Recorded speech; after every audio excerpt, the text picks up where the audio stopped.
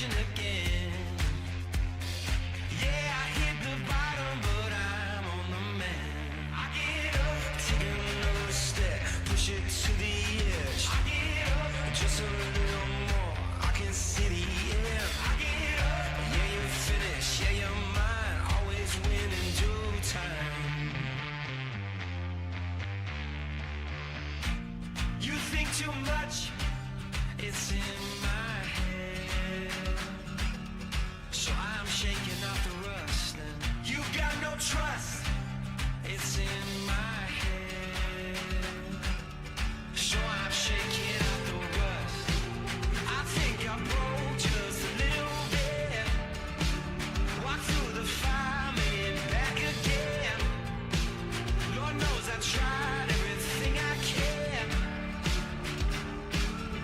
Now I'm shaking off the rust.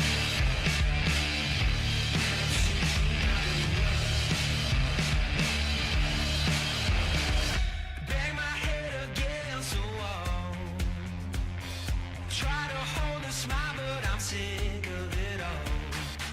Everyone with something to say, better hold my tongue or I'll make a mistake.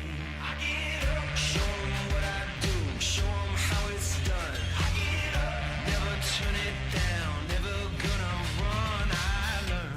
You think too much, it's in my head, so I'm shaking off the rust. And you got no trust, it's in my head, so I'm shaking off the rust. I think I broke just a little bit, walked through the fire, made it back again. Lord knows I tried everything I can. Now I'm shaking off the rust.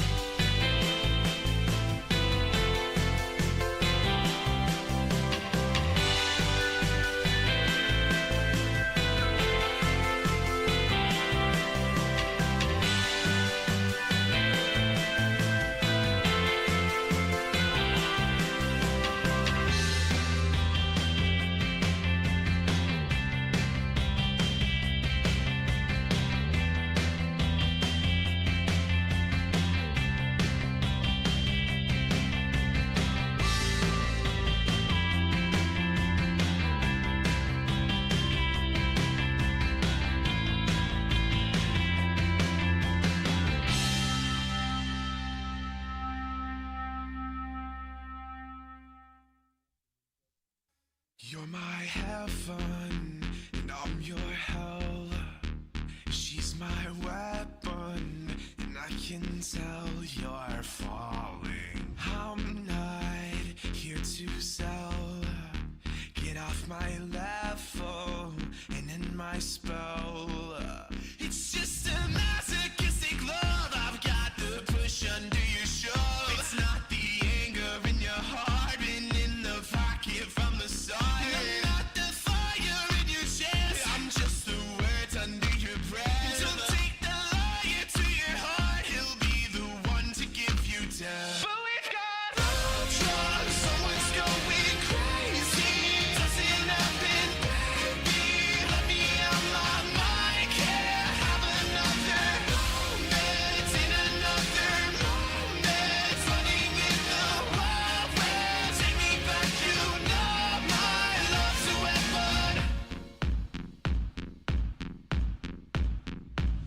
Oh, blood is in my veins. You got my message in your brain. I'm not the one to go insane, but I'll keep walking to my grave.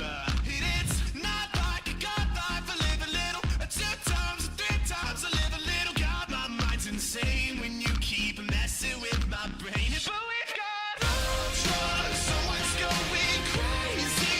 Doesn't happen, baby. Let me out my mind. Can't have another moment in another moment. Running in the wild west. Take me back, you know my love's a weapon.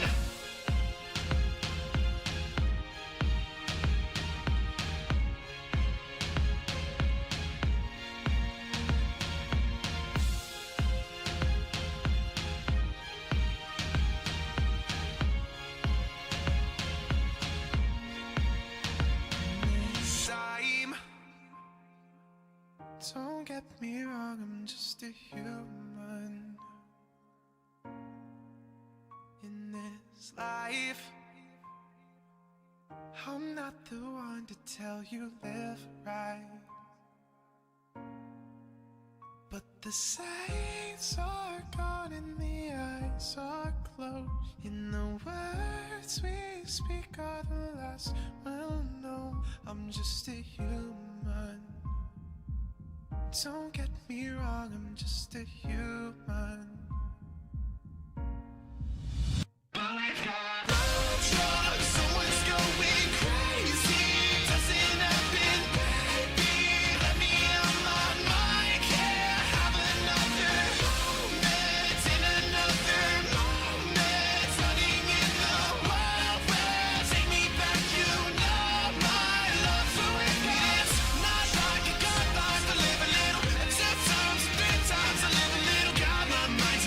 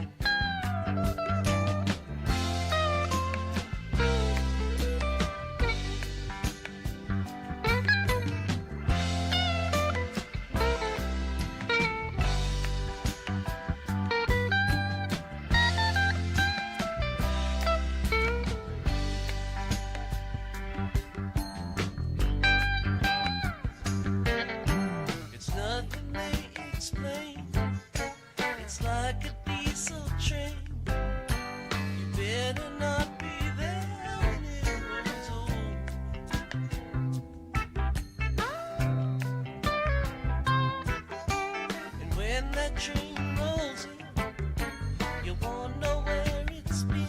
You gotta try to see a little further.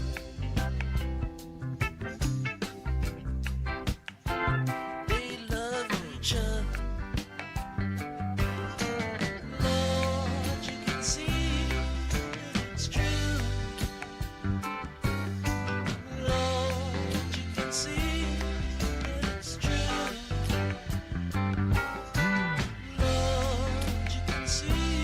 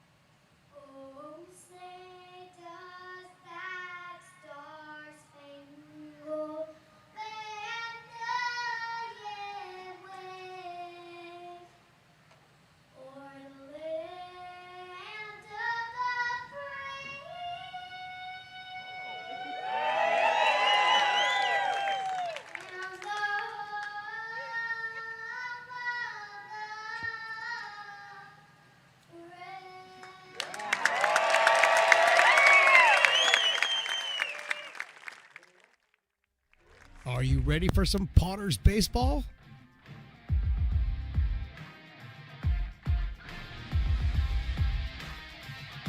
Potters baseball brought to you by Stones Broadcast Networks.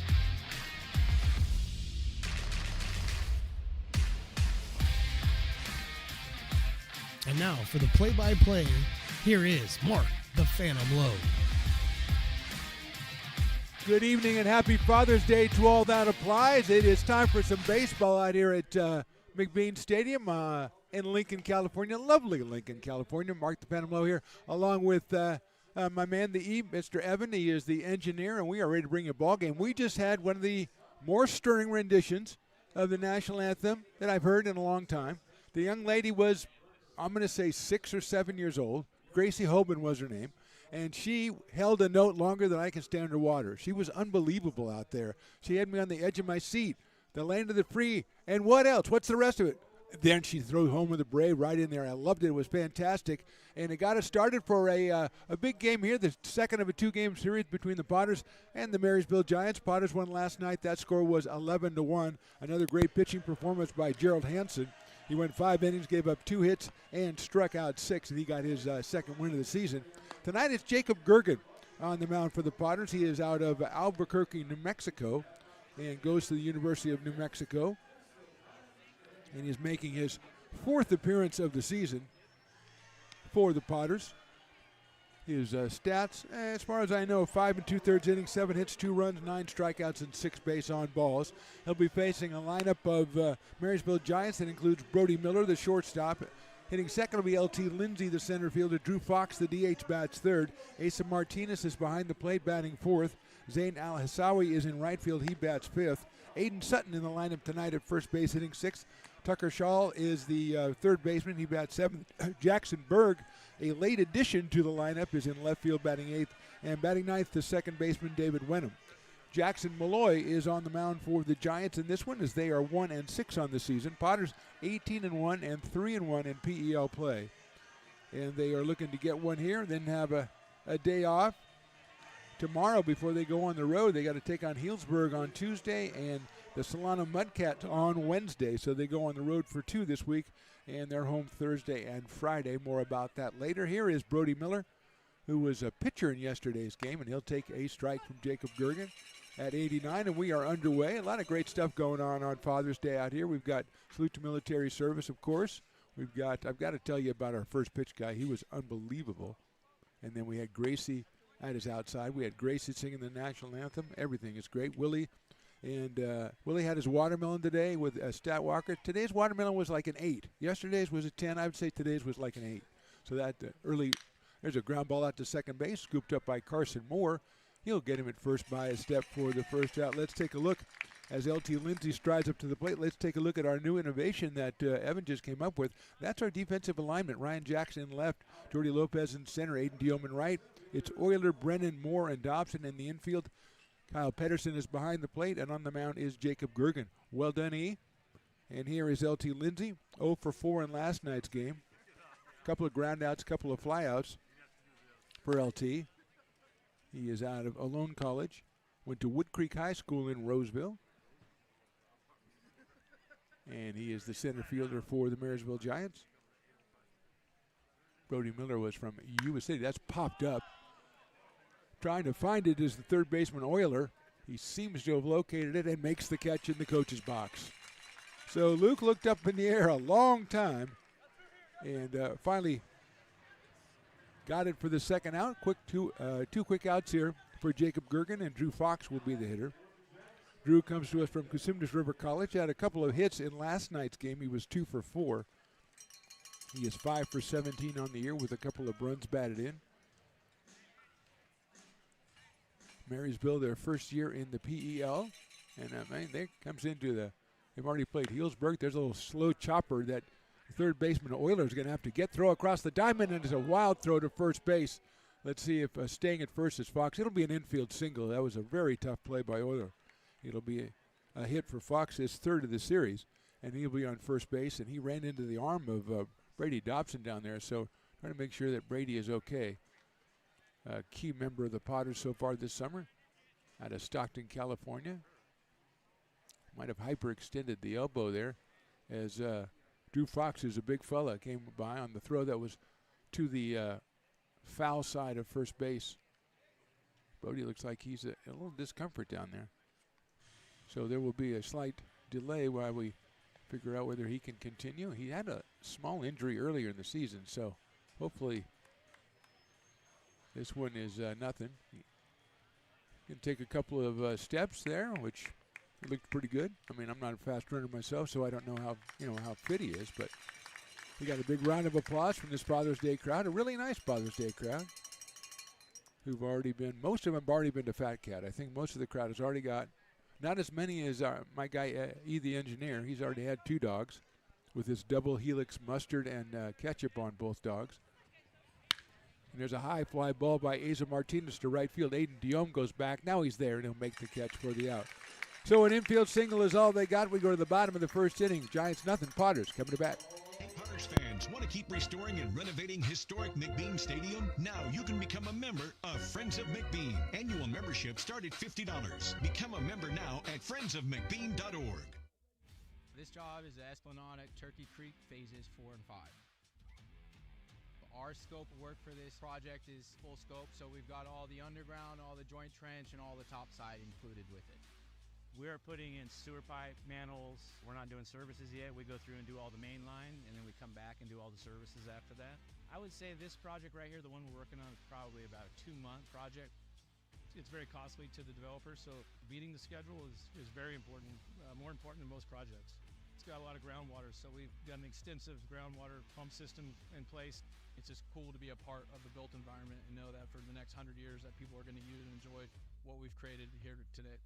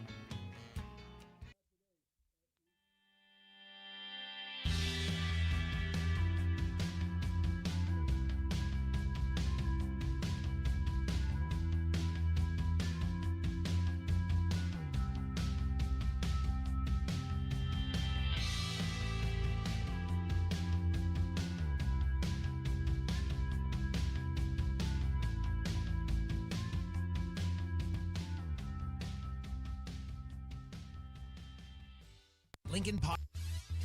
Bottom of inning number 1 from McBean Stadium. Mark the Phantom Low along with the Big E. Luke Statwalker is also here, so we can do our home run derby, which we do before every game. Which Potter member will hit a home run? Statwalker won yesterday with Luke Euler, so he's staying with Luke Euler. I'm going to go with Aiden Diome, and Evan goes with Brady Dobson. Nobody picked Jordy Lopez. He is the first hitter up here against Jackson Malloy, the right-hander out of Yuba College. He went to Oak Ridge High School. Piper has made an appearance with the Super Soaker and has, almost got me, so that's not good. Lopez hits it into the hole in the left field, a base hit. Oh, by the way, Jordy Lopez is hitting .522 on the season, and now he's hitting more than that. So here's Ryan Jackson will come up. Let's take a look defensively, if we can, at the Marysville Giants. Don't take a look. Do you want to take a look at him? Let's say Rivera. Excuse me, not Rivera. We had a replacement.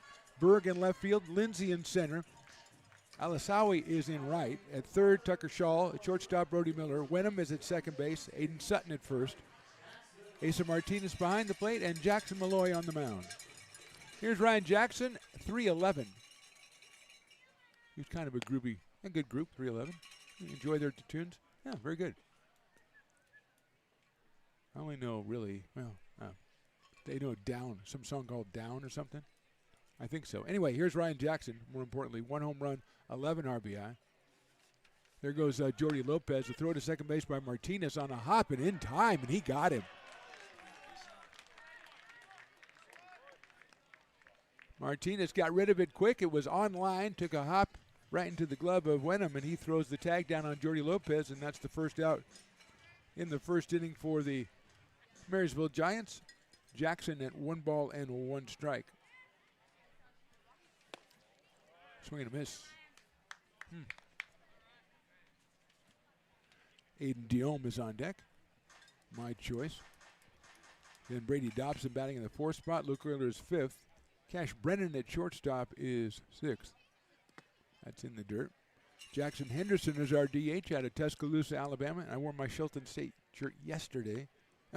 Kyle Pedersen and Carson Moore round out the Potters lineup. Jacob Gergen on the mound.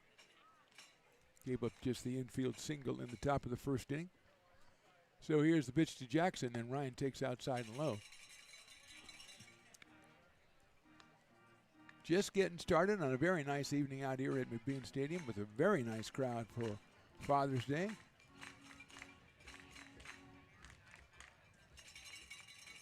Fat Cat doing great business down there, I hope. Look out, Ryan Jackson, you just walked inside. So base on balls to Ryan Jackson with 1 out. And here is Aiden Diome. 447 on the year. 2 home runs and 13 runs batted in for Aiden Diome. Big left-handed hitter out of West Park High in Roseville, headed to the University of Arizona. Left-handed hitter against the right-hander Malloy.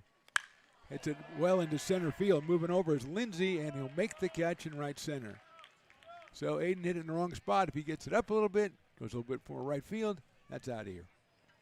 2 outs, and Brady Dobson, who is E's choice, who does have a home run on the season. He's hitting .382, and he's really lifted that average. He's really been hot. He was started off hot, got a little injury, so he had a little lull, and then he came back, and the last couple of games he's really been swinging a hot bat.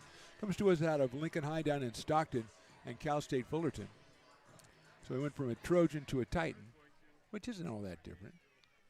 Yeah, throw to first base. Trojans is like the Odyssey, that movie, right? Yeah, are you going to see it? Oh, yeah, okay. Okay.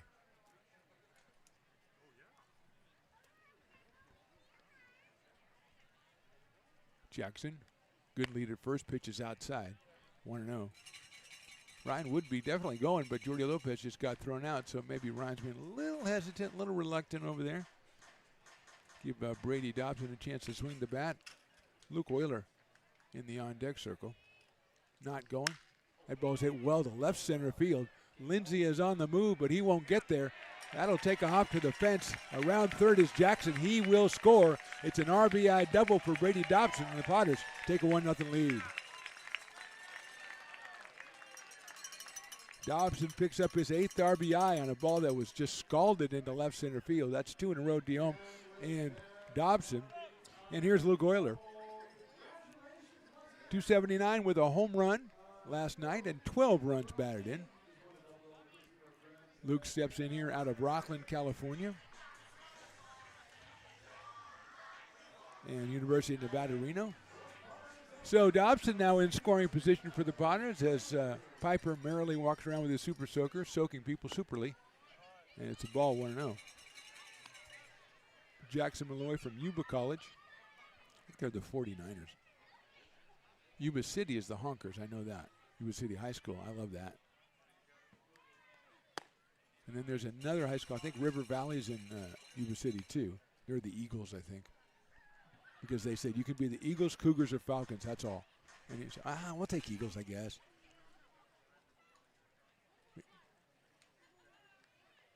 Swing and a miss. All the good names are taken by that league that the Meridian Blues are in. What is the Thundercats or what is the Saber? Shadow Cats. Yeah. Oh man. And the Timber Hogs. That's still got to be number 1. Euler lines it into left center field, down for a base hit. Dobson's coming around third. They're going to send him. The ball is dropped in left field, and he will score easily. Not moving real well. But another ball that was really hit hard. Euler picks up his 13th run batted in the season. The Potters have now scored twice in the bottom of the first, and here's Cash Brennan. Hey, here's a dark horse candidate. Somebody could have taken Cash. Cash from Rockland, going to the University of Arizona as well, hitting .308 in limited appearances for the Potters. He just got here a little while ago. And the left-handed batter takes low and inside. 1-0. We have to talk about the guy who threw out the first pitch today. He's much more than a guy. He's a luminary. He is a luminary. The Lumineers.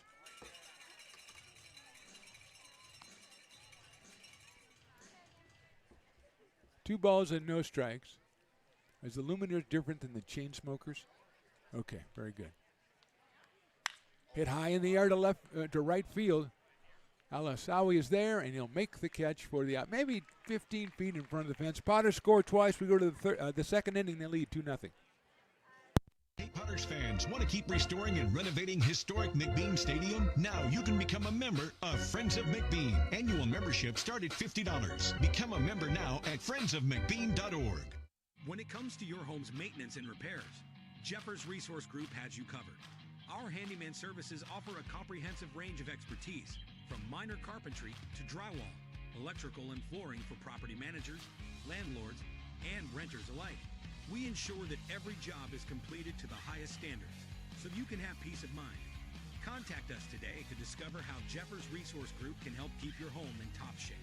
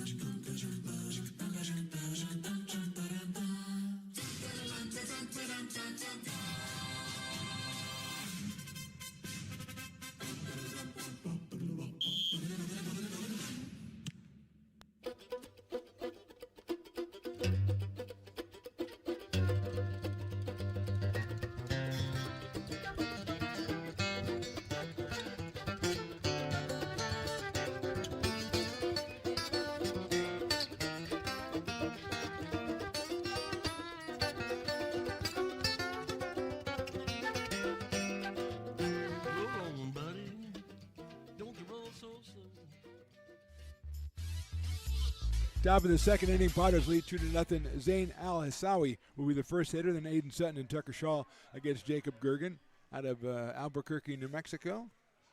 Gave up the infield single to Drew Fox. Al-Hassawi is 4 for 14 on the season. He was 1 for 3 yesterday.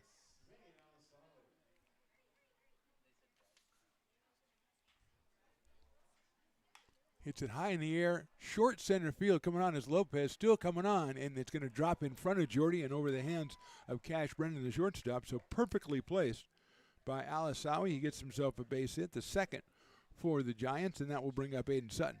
So Jim Stassi was the guy who threw out the first pitch. Member of the Nevada Wolfpack Hall of Fame, Giants AAA organization catcher in the 80s, finished his pro career in the Italian Pro Baseball League. Remember that. It's key. Yuba City High School varsity coach, Yuba College coach, Marysville Gold Sox coach, recent inductee into the Sacramento Area Baseball Hall of Fame. His dad, Bob, played for the Potters in the 40s. In the 40s! And, of course, he and his wife, Raquel, have 3 boys, Brock, Max, and Jake. They all played Division I with Brock and Max continuing into Major League Baseball. So Jim Stassi was our threw out the first pitch and just threw a bullet. It was tremendous. But here's the thing that got me. He was in the Italian Pro Baseball League. And I'm asking the guys, I'm like, they must have incredible concessions at the Italian Pro Baseball League. I mean, you must be able to go down the Fat Cat of Italy. You could probably get like rigatoni in a helmet or something. It would be amazing. It would be fantastic. Ravioli and stuff.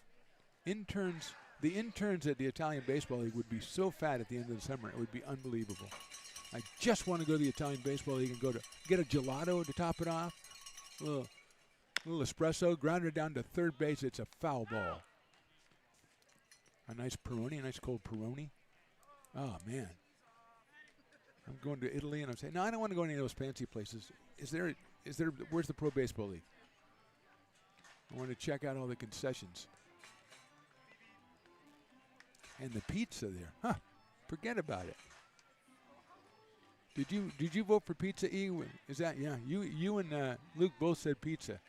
I, of course, love a good ravioli. And then spaghetti in a helmet. I mean, that's a given. Actually, all of it in a helmet. Fettuccine Alfredo.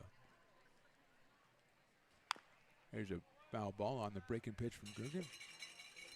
Aiden Sutton, our hitter. Comes to us. He is from Wheatland, California. 2 for 6 so far in the season for Aiden. Alisawi at first base. Short lead for Zane. Gergen comes to the plate. High and inside. Count is now full, 3 balls and 2 strikes. Gets going here in the second inning. Potter scored 2 in their half of the first. Alisawi with a single and now a 3-2 count. Grounder right back up the middle, right to Carson Moore. He'll step on second base, throw to first, and that is a double play. Ball was hit very hard. Got out of the way was Gergen. He just got out of the way, and Carson Moore standing right there, steps on the bag, takes his time, guns it to first. It's the pitcher's best friend, the double play, and it'll bring up Tucker Shaw, the third baseman. He got in last night's game and was 0 for 1. He's 1 for 7 on the year. Tucker out of Folsom Lake College. Look out. He didn't look out in time because he got hit. A breaking ball that started on the wrong line. If it was a putt, it would have just started on the wrong line, and there was no way it was ever coming back. Here's Jackson Berg, who is a late addition. Josh Rivera was supposed to be in left field, and then Coach Tyler McIntyre came up right before and said Jackson Berg's out in left field. Jackson was 0 for 2 in last night's game. He is tonight's dueling dogs batter. He steps into that spot. So if he strikes out, it'll be 50% off at the dueling dogs down the road there at Brick and Barrel Backyard Bar and Grill. Buddy, it's a soft line drive into right field. Run down. No, not run down by the second baseman. It's a base hit for Berg. His first of the season. So he is at first. Moving to second is Tucker Shaw. And here is David Wenham, the number 9 hitter. Second baseman is 1 for 7 on the season as well. He comes to us out of Redding, California. We're into University Prep High School. David, the number 9 hitter, so that means that Brody Miller waits on deck. So a single for Alisawi, then the double play with Carson Moore handling it, most of it himself. Shaw gets hit by a pitch, and then a single on the first pitch to Jackson Berg, who perfectly placed that to the right side. And here is David Wenham. Umpire signals 1 visit, or 1 mound, getting off the mound.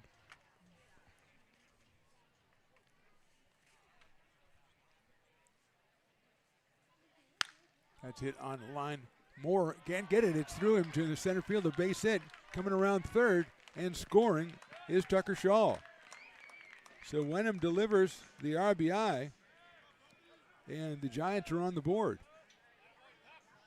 Stopping at second base was Jackson Berg.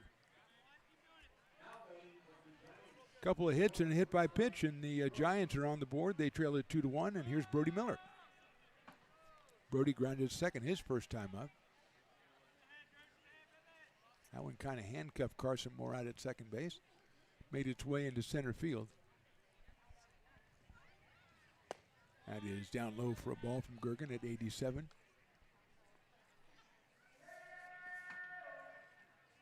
Jacob 6'2", 175. His birthday is the same day as my wife's, and I will not hold that against him.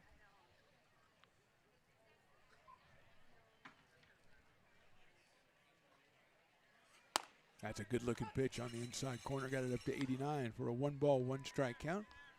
LT Lindsay will follow if Brody can keep it going, as the Giants have put together a little 2-out rally to put one up on the board here in the second inning.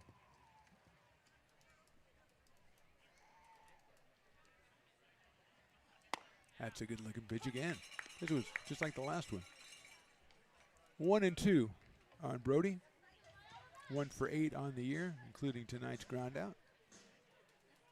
Again, the Giants played only 7 games so far, so they're just getting going.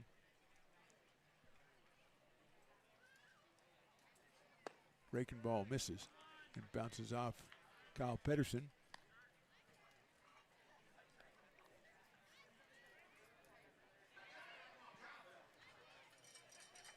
So it stays at 2-2 for Brody. Cowbell's coming out. Not a bad representation of the cowbell. That's off the batter at the plate, so foul ball.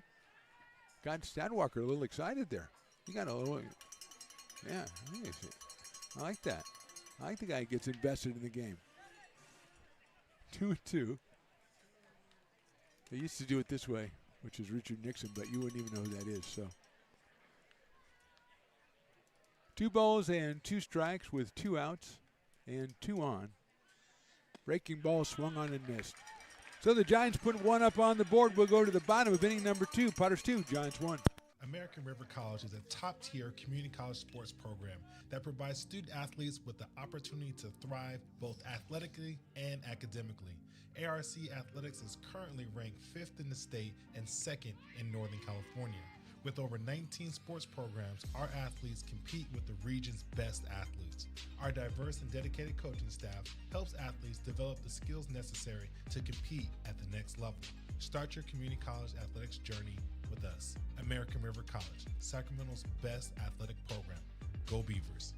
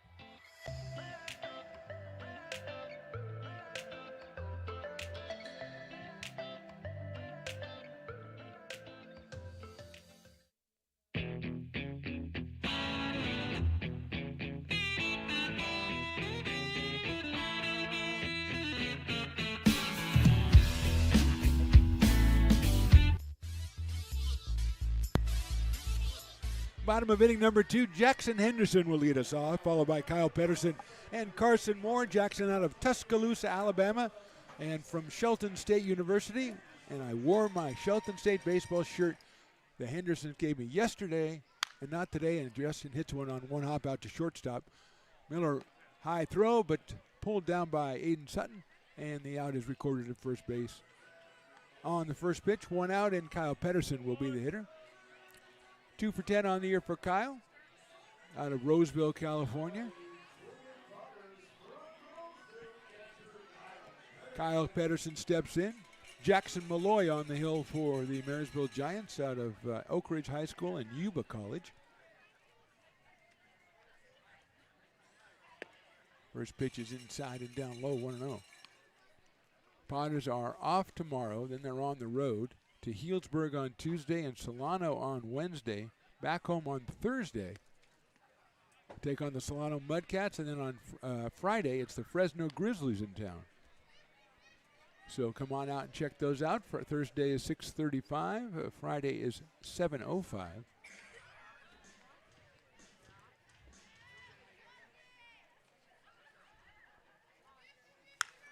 Kyle hits it foul down the right field line and out of play.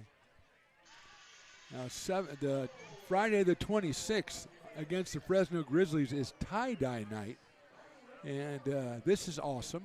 We said, yeah, tie-dye shirts would be cool. They said, no, we're going to go with tie-dye baseballs this year. Edison hits it high up in the air to right field. Alasawi has room. and he'll make the catch for the second out. So tie-dyed baseballs on the 26th against the Fresno Grizzlies. Because shirts would have been way too difficult, I'm sure. Carson Moore will be our hitter. Carson right at 298. Home run, 10 runs batted in. Hails from Cameron Park, California, and San Diego State University. Grounder right back up the middle. That is into center field, a base hit. So Moore delivers the fourth hit for the Potters, a single with 2 outs here in the second, and Jordy Lopez will be our hitter. Jordy hitting, well, he was hitting .522, and then he got a hit the first time, so he's hitting even more than that. 1 home run, 14 runs batted in. Out of Elk Grove, California. Moore leading, not a big lead at first. Although his pitch is outside to Jordy.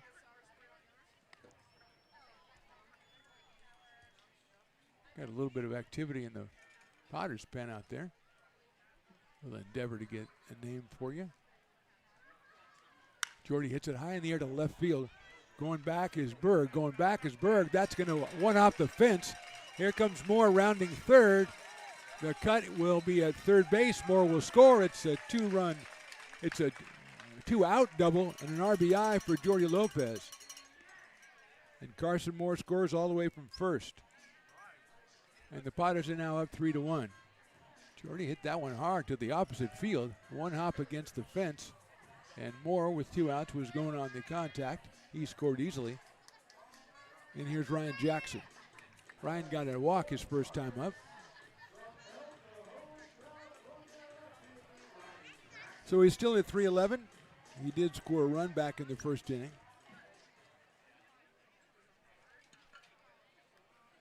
Swings and misses. At that offering from Jackson Malloy at 80 miles an hour, 0-1. Aiden Dion waits on deck.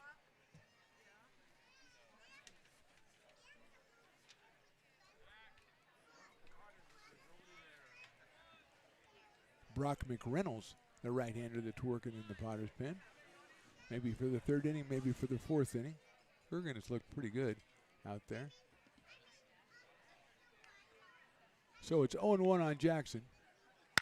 Hits it into right center, base hit. Lopez will score easily. Ryan may think about 2, but he's going to hold at 1. It's another 2-out RBI for the Potters, and then now lead it 4-1. RBI number 12 for Ryan Jackson. And Aiden Diome comes to the plate. Aiden hit a fly ball to deep center field back in the first. He is 0 for 1. Left-handed hitter out of Roseville. Has 2 home runs on the season. Hits it high in the air to left. That might be 3. Going back is Berg. Going back, and it's off the fence. Jackson is going to try to score. The throw is going to be too late. And Jackson scores. It's a double for Diome. He does a kind of a cha-cha dance at second base that I'm not going to duplicate. That one almost out of here. 4th hit of the inning for the Potters. 4th in a row. And here's Brady Dobson. He smoked a double his first time up. So Moore, Lopez, Jackson, and Diome all with ringing base hits. 2 of them doubles, which means that one row got 3 double-doubles. Brady Dobson knows that was going to be a home run and he didn't swing. So whoever's got Brady Dobson, you just got betrayed. Because he said, that's a home run, I'm going to let it go. The greatest promotion of all time. Potter player gets a double. Fouled out of play. Then one ran, or they turn a double play, which they've already done with Carson Moore, so it's already been awarded. 3 double-doubles for the whole row. Whoa. That's why when you come to a Potter game, just sit in the row by yourself. That doesn't make any sense. Everybody would get one. Or maybe you get all of them. Oh, I like that. 1-2 on Brady. 5 runs on 7 hits for the Potters in this one.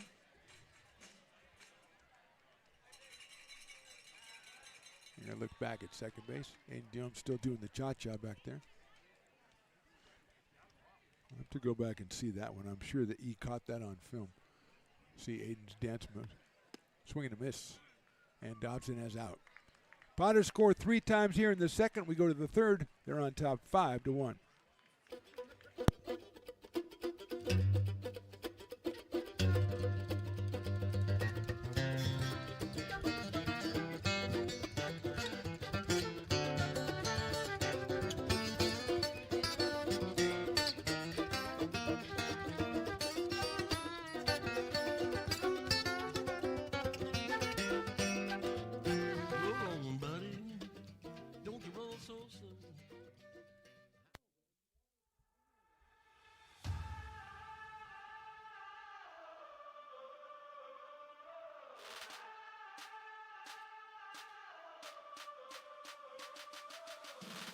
You are Laborers Rising.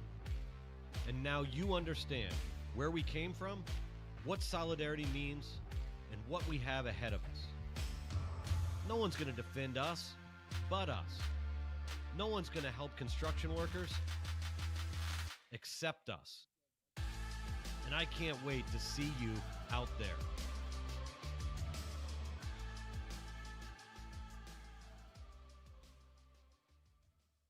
Hey, baseball fans, you may have noticed our scoreboard goes out from time to time. You can help us get a new one. Give $20 and get a chance at winning 2 tickets to some of the region's biggest events, like the Outlaw Festival with Willie Nelson, Bob Dylan, and John Mellencamp, a Sacramento Kings game, or Ringling Brothers Circus. All proceeds benefit the Big Swing Capital Campaign. You can buy now at friendsofmcbean.org.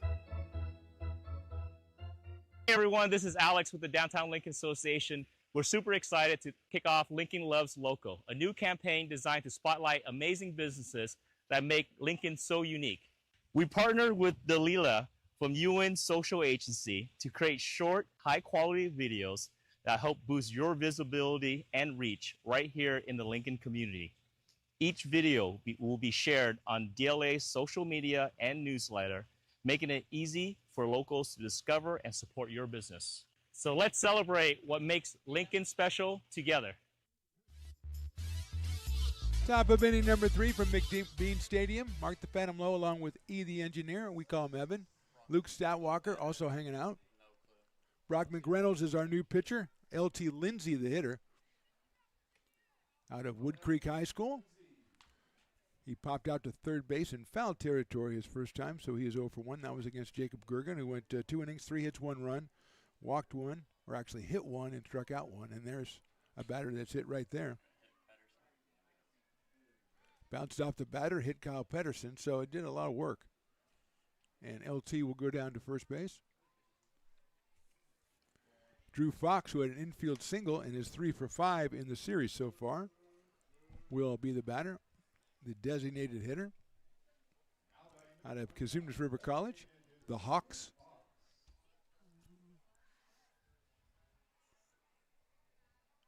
So Brock McReynolds out of Newcastle, California is our new pitcher, and Chico State University.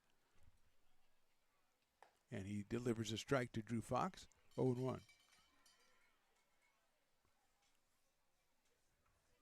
Perfect night for baseball out here.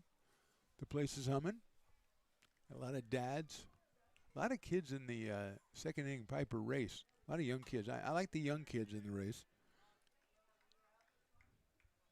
One of the dads out here, Jordan Georgeson, as that's a wild pitch that'll move Lindsay over to second base. He's got 2 kids he's been chasing around. One of them he's chasing. I think the other one he's got to carry, which is almost the same thing. So he's been pretty mobile so far, making a couple of back and forths in front of us.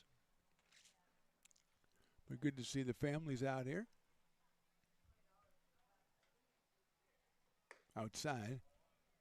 2-1. Asa Martinez, the catcher, is on deck for Marysville. They scored once in the top of the second and then saw the Potters come back and score 3 to expand their lead to 5-1. That is strike 2. 2-2, and Fox did not care for it. He'll step out, readjust the batting gloves, and step back in. We're in number 29 with those cool numbers that I liked from yesterday. Still like them.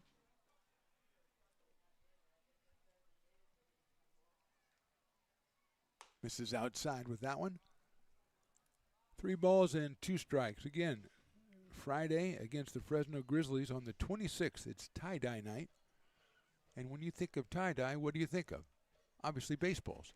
So we'll have tie-dye baseballs. No, not that, Luke. 3-2. Ball 4. So a hit, batter, and a walk here. Runners at first and second, nobody out. And Asa Martinez, who flied pretty deep to right field this last time up, and Nick Jowski's going to come out and talk to Rock McReynolds. Jacob Gergen only going the 2 innings. Gave up 3 hits. 2 of them were not, no, actually none of them were hit very hard. He did hit a batter, and that was instrumental in the run scoring in the second inning. But McReynolds came in here. He hit L.T. Lindsay and has walked Drew Fox. Nobody gets better camera shots of mound visits than our guy Evan. He's incredible. Dawson Raddick up and throwing. Dawson Raddick does he have a contract that says I must at least get up and warm up every game, if not get in the game? Because I think he does. I think he's, go for Dawson in.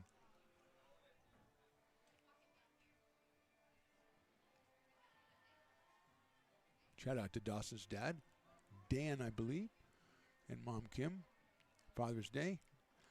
Happy Father's Day, Dan. Happy Father's Day to Perrin Bland's dad, the mayor, Percy Bland III.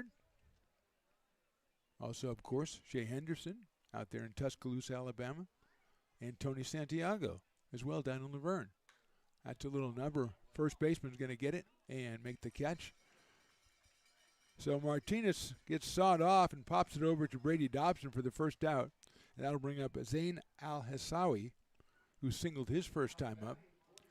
Put a little pop-up between in left center field that Lopez couldn't come in for and Brennan couldn't go out for. And Zain is now 5 of 15, 333 on the season. He hails from Yuba College, also out of Oak Ridge.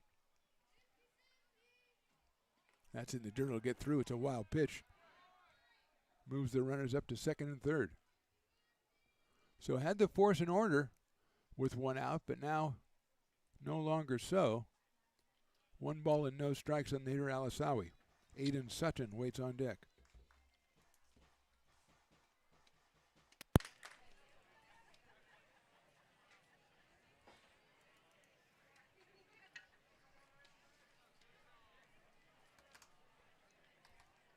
From the stretch, McReynolds, line drive foul.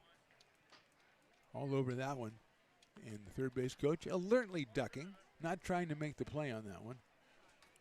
If you would have made the play, it would have shot you right to the top of the coach's fielding stats, the CFS. But I'm glad you didn't try.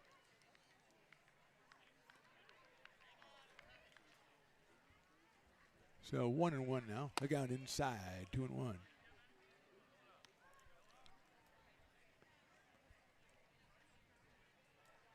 Just have to always look down and see that the Brick and Barrel Backyard Bar and Grill is, busy down there. I always want my guy Curtis the Beer Man to be busy. Keeps him out of trouble. If he's not busy, he's wandering around. Line drive, left field, base hit. That'll score Lindsay.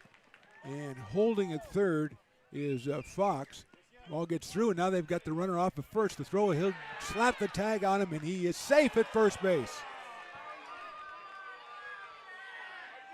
Alisawi gets the RBI and gets a reprieve. Fox stays at third base. It's now 5-2 for the Potters. That is the 4th hit for the Giants already, and they'll bring up Aiden Sutton, the first baseman. The ball got through the cutoff, and Alisawi thought I'll take second, but the Potters on it quickly and gunned down there by Pedersen to first base. Dobson slaps the tag on. Eli Garcia wants to know why the slap was not rewarded. It wasn't like the Will Smith slap or anything like that. I don't want to get involved in that. But I'm just saying. That was, an example of a time where it looked like they had him. And they did not. So now it's first and third, 1 out, and Aiden Sutton who grounded into a double play his last time up. Grounded the ball right back up the middle that Carson Moore nabbed it, stepped on the bag, and gunned to first. Potters are hoping for a redo here with runners on at first and third. Right to Carson Moore. To second. To first. Off the bag, safe. Carson had trouble getting it out of his glove, and Brennan had trouble throwing it. And beating it out is Sutton. So he'll get the RBI for a fielder's choice. Scoring is Fox. Alisawi is retired at second base. So Sutton remains on the bases. 2 runs have scored in the inning. It's a 5-3 ball game. And Tucker Shaw will be the hitter. Out of Folsom Lake College. Tucker at third base tonight. Hits that high in the air and foul down the left field line. Tucker was hit by a pitch back in the second. Eventually scored the first run for the Giants on the David Wenham single.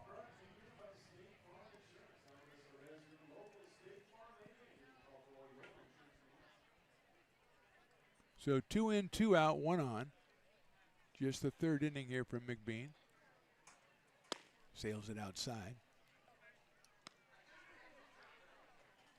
Willie says, well, you know, the Potters are facing a difficult time. What do I do? More cowbell.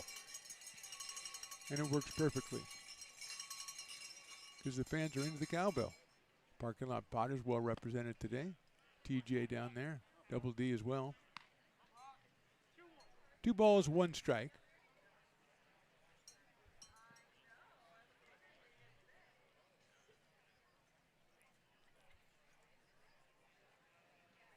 Inside, turns away, barely missed him. 3-1. Jackson Berg, the on-deck batter. He's our dueling dog batter. He got a base hit last time, so curses foiled again on that one. And ball 4.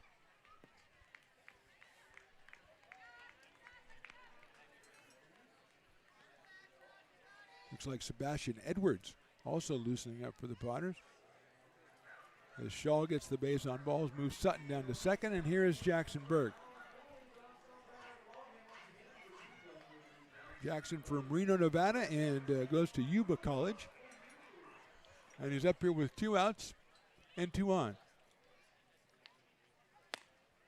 First pitch is high and outside.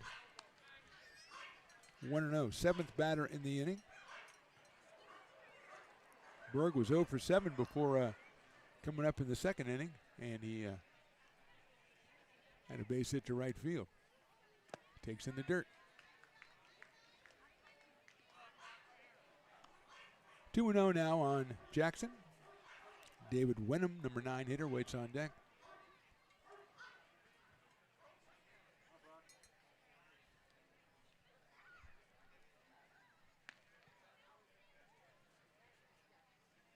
Popped up, out of play. Pedersen gave it a chase, but it is out of play. 2-1. Potters on break tomorrow, then a couple of road games before coming back here. The 25th will be a PEL game against the Solano Mudcats. That'll be a 6:35 start. Then Friday against the Fresno A's, a 7:05. That's tie-dye night. There's a strike. Check out LincolnPotters.com for tickets and information on all the other stuff that's always going on at the Potters games, like tie-dye night and things of that nature. 2-2, we're 1 strike away from getting out of the inning, but also getting 50% off Dueling Dogs down at the Brick and Barrel Backyard Bar and Grill. It's a foul down the right field line, so staying alive is Jackson Berg.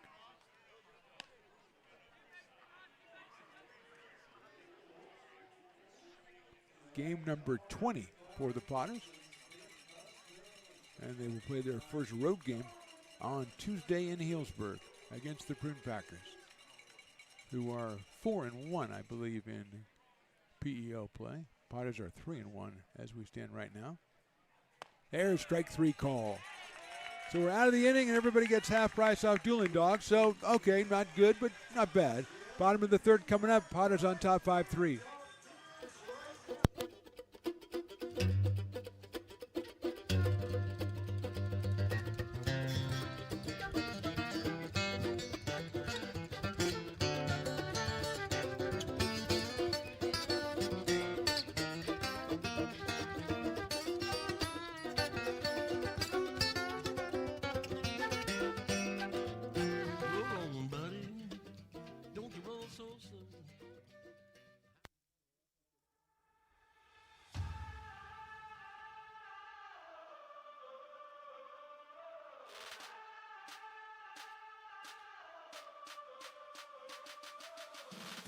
You are Laborers Rising. And now you understand where we came from, what solidarity means, and what we have ahead of us. No one's going to defend us but us. No one's going to help construction workers except us. And I can't wait to see you out there.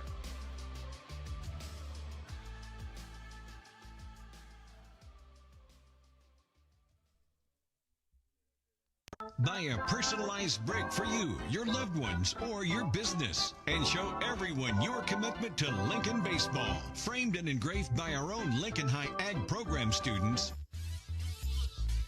Bottom of inning number 3. It's a 5-3 ball game. Jackson Malloy back out on the mound for the Giants. He will face Luke Euler, Cash Brennan, and Jackson Henderson. Euler singled in a run back in the first inning. His 13th RBI of the summer. Swings and fouls it down the first base line. So 4th of July, of course, is the big night against the West Coast Kings. That's a 6:05 start. If you don't have your tickets for that, it may be too late, but I would try LincolnPotters.com. But the night before that, as Luke takes the ball, is movie night, the 3rd of July, and it's Rookie of the Year. So if you want to bring out the kids, bring out the family, check out Rookie of the Year. The movie starts around sunset, but the gates will open at 6:30. And you can come on out here and enjoy a movie outside. And then the next night is 4th of July, so it's the West Coast Kings. Then on Sunday at 6:05, Healdsburg comes to town. The Prune Packers will be in there for the Sunday night game. So a very busy weekend for McBean Stadium. Luke takes a strike.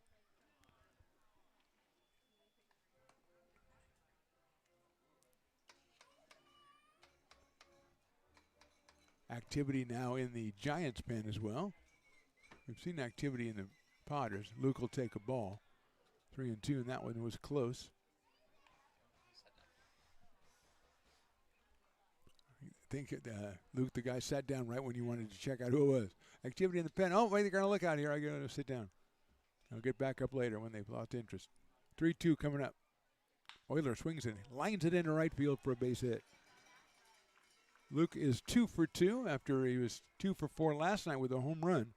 And Cash Brennan is our hitter. Fly to right his first time up back in the first inning. Cash out of Rockland, California, comes in at 3:08 with a run batted in. Very limited action so far. I think he came in last week. Out of the University of Arizona. Left-handed hitting shortstop. Fouls that one off. Jackson Henderson to follow him.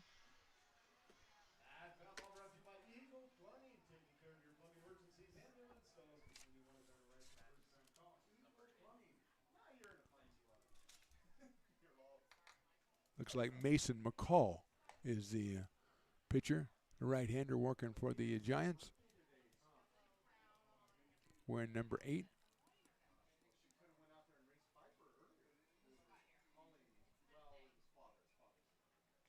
Brennan hits it high in the air to right field, but foul. Out by the VIP area down there, where the parking lot Potters used to hang out. Quickly 1-2 on Cash Brennan.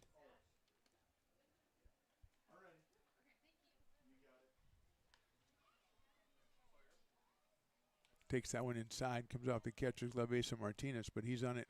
I would say he pounced on that. And getting back to first base is Luke Euler.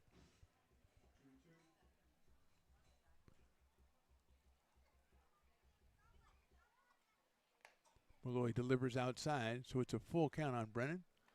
Would not be surprised to see Luke taken off over there. Potters usually are a stealing bunch, but Martinez threw out the first guy, Jordy Lopez, who was trying to steal in. Potters haven't tried anything since. Malloy thought they might be taken off, which makes good sense. He'll go over to first base to Aiden Sutton. But coming back very comfortably was Luke Euler. He's not going. That ball's lined into left center, base hit. Euler will round first. He'll go to round second. He'll go to third. They're going to come back to second, try to get Brennan. He slides in with a double. The Potters are in business, second and third, and nobody out here in the third. That is 9 hits for the Potters. And it is 1, 2, looks like, I'm going to say 4 doubles. Make that 5 doubles for the Potters, and we're going to get a meeting at the mound. Manager Tyler McIntyre goes out. I would not be surprised if Mr. McCall is Mr. McCalled into the game. As Jackson Henderson comes up here out of Tuscaloosa, Alabama, and Shelton State University. And he just stands and waits. He's just waiting. Again, he takes you into the huddle like no one else does. You get yourself a good lip reader to come over and watch the game with you, you'll know what's happening at every single conference, because Evan takes you right in there. It's almost like he has one of those GoPros and he walks right on the mound. Which, why wouldn't you just do that? Henderson had a one-hopper to shortstop his first time up, so Jackson is 0 for 1, was hitting 167. Coming in, 2 home runs and 7 RBI. He's got a chance for a couple more right now. As at third base is Luke Euler. At second base is Cash Brennan.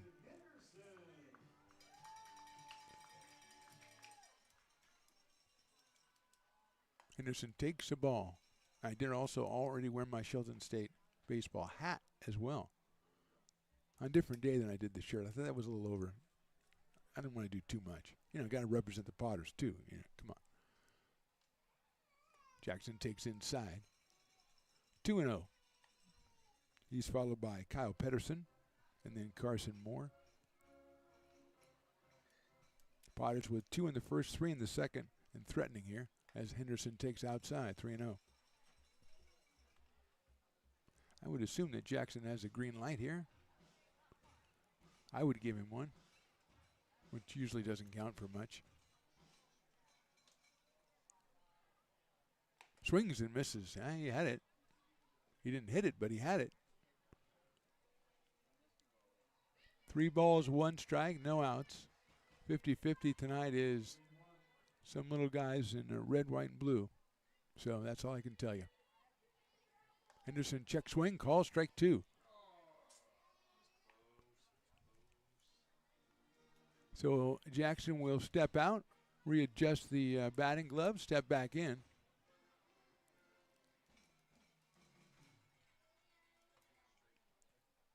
Three-two pitch misses badly, ball 4. So that loads the bases up for Kyle Pedersen. And I thought that might mean the end for Malloy, but we're seeing no activity from Tyler McIntyre over on the Giants bench. The only thing I have against Kyle Pedersen, and I think he's a fine fellow, but that outfield song, I could go without hearing that song 100 times. Every time Kyle comes up, I associate it with the outfield, Your Love. Oh, man, I play that song way too much. Grounder, third base, bounces off the glove of the third baseman, picks it up, throws to first, and throws wildly. Here comes the second run in. And stopping at third is Jackson Henderson. So Euler scores, Brennan scores. It's 1 RBI for Pedersen. He ends up at first base, an error on the third baseman. And the Potters have scored twice here in the inning. First error for the Giants, and I think we're going to get a pitching change. Now we'll take a short break here. We are in the bottom of inning number 3, and the Potters have a 7-3 lead. Buy a personalized brick for you, your loved ones, or your business, and show everyone your commitment to Lincoln baseball. Framed and engraved by our own Lincoln High Ag program students, your brick will be featured on unique movable brick walls. Find your name in the stadium entrance for the 2024 and 2025 seasons. Then visit your brick in its permanent home inside the stadium. Bricks can be purchased here for $250. Get it now at friendsofmcbean.org. I'm Bill Spear, North Valley president of 5 Star Bank. In a time when business can feel so uncertain, we're here for you every step of the way. I know they have a lot of bells and whistles within their bank, but just the relationship piece here locally on the business side is huge for us. 5 Star treats us like we're number 1. They're right there with suggestions, with help. So I have to bank with people that have our mission in mind. We're 5 Star Bank. How can we help you? Hi, Bill Evans, President of the Placer County Association of Realtors. We're in the store, our conference facilities, an amazing team help us keep together an amazing organization, and we thank them all. This organization can't do what it does and can't run the way it runs without the help of so many members volunteering their time. The success of the Placer County Association of Realtors is largely dependent on our active volunteer members to help our organization and industry. The work of our committees greatly impacts our ability to champion efforts across the board and giving back to the Placer County community wherever we can. Like all service organizations, I wanted to serve. And getting involved with the affiliate committee was the perfect way to do that. I love being able to serve my community with my business friends and other leaders and give back to those who are in need. The thing I love about the PCAR committees is they all work toward the same goal of bringing the community together. Mason McCall, the new pitcher for the Marysville Giants out of Sutter High School. He delivers inside to Carson Moore, who singled back in the second inning. Carson has Henderson at third. He has Pedersen over at first. Still nobody out here in the Potters' third inning. There goes the runner. The pitch is a breaking ball. The throw to second is pretty accurate, but too late. And stealing second is Kyle Pedersen. Martinez with a pretty good arm behind the plate. That one just was a slow pitch, 70 miles an hour. Didn't get to the plate very quickly, and a good jump by Kyle Pedersen. 2 balls and no strikes on Carson.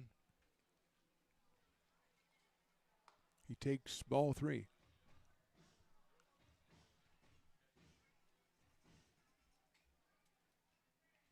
Looks like Mason played all 3 sports over at Sutter High School. I do not know the Sutter mascot, but I know they have great sports programs. And that is ball 4. Moore will get the base on balls. Malloy, 2+ innings, 9 hits. He's given up the runs so far, 7 runs. He's responsible for Henderson and Brennan. And 2 walks and a strikeout. Here's Jordy Lopez, single and a double. He scored a run. He's driven in a run. He is the 6th batter of the inning. And from the windup is Mason McCall. That is high. 1 ball and no strikes.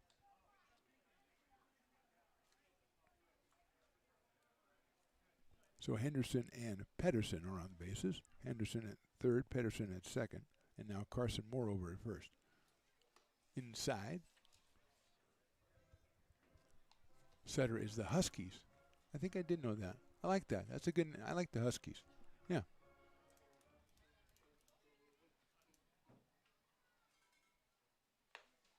Now, we have a very good competition between the interns. We've got the Grizzlies, the Broncos, the Tigers, right? And I don't know about JPL. Oh, he's the Thunder? Ah, that's a pretty good semifinal, and then goes to the final matches on that one.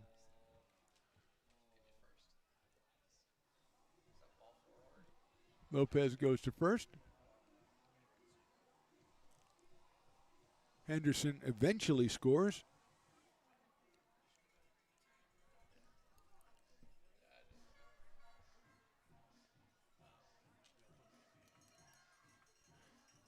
Here's Ryan Jackson. A walk and a single for Ryan. He scored twice, and he has driven 1 in. 8-3 our score here in the bottom of the 3rd. Jackson now with a dozen runs batted in. He's got a chance to cinch player of the game with the Riley rule. I'm just saying that's the rule. If you want to break the rule, that's up to you. Fastball catches the corner, 0-1.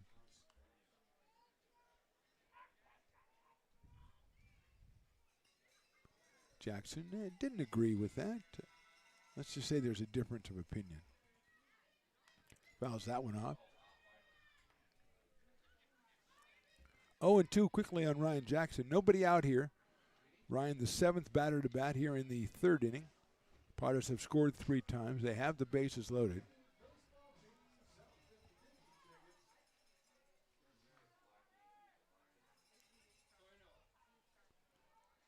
A momentary timeout.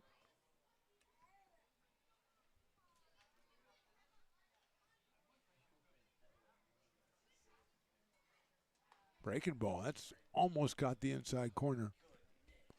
1 ball and 2 strikes. It's nice to see some of those straw hats that we gave away a while ago still in use. I do wear mine all the time. You know, doing my gardening and all that stuff. It's a law for old people. If you go outside, you have to wear a hat. Grounder out to second base. They're going to go for 2. It will not happen as the ball was not handled cleanly by Wenham. Jackson will get the RBI as Pedersen scores. Moving to third is Moore. Lopez is erased on the fielder's choice that gives Jackson his second RBI of the night. Potters have scored 4 times here, and here is Aiden Diome, who has hit the ball very hard twice. He flied out and he doubled. Out of Roseville, California, West Park High School, the Panthers. There goes the runner. The pitch is, they let it go. Martinez lets it fly at second safe, and here comes the runner in from third. Pulls off the old double steal. Does Carson Moore. And I guess that's the same as a double or double play. If you get a double steal, you get, wow, what a promotion. I think we've had like 5 of those things today, so you can't be giving one away all the time. That's what I'm saying. Here's the pitch. Grounder foul. It is now 1-1 on Aiden Diome. Although I thought that first pitch was pretty good. I thought that might have been called a strike. Diome, 447 coming in. 2 home runs and now 14 runs batted in.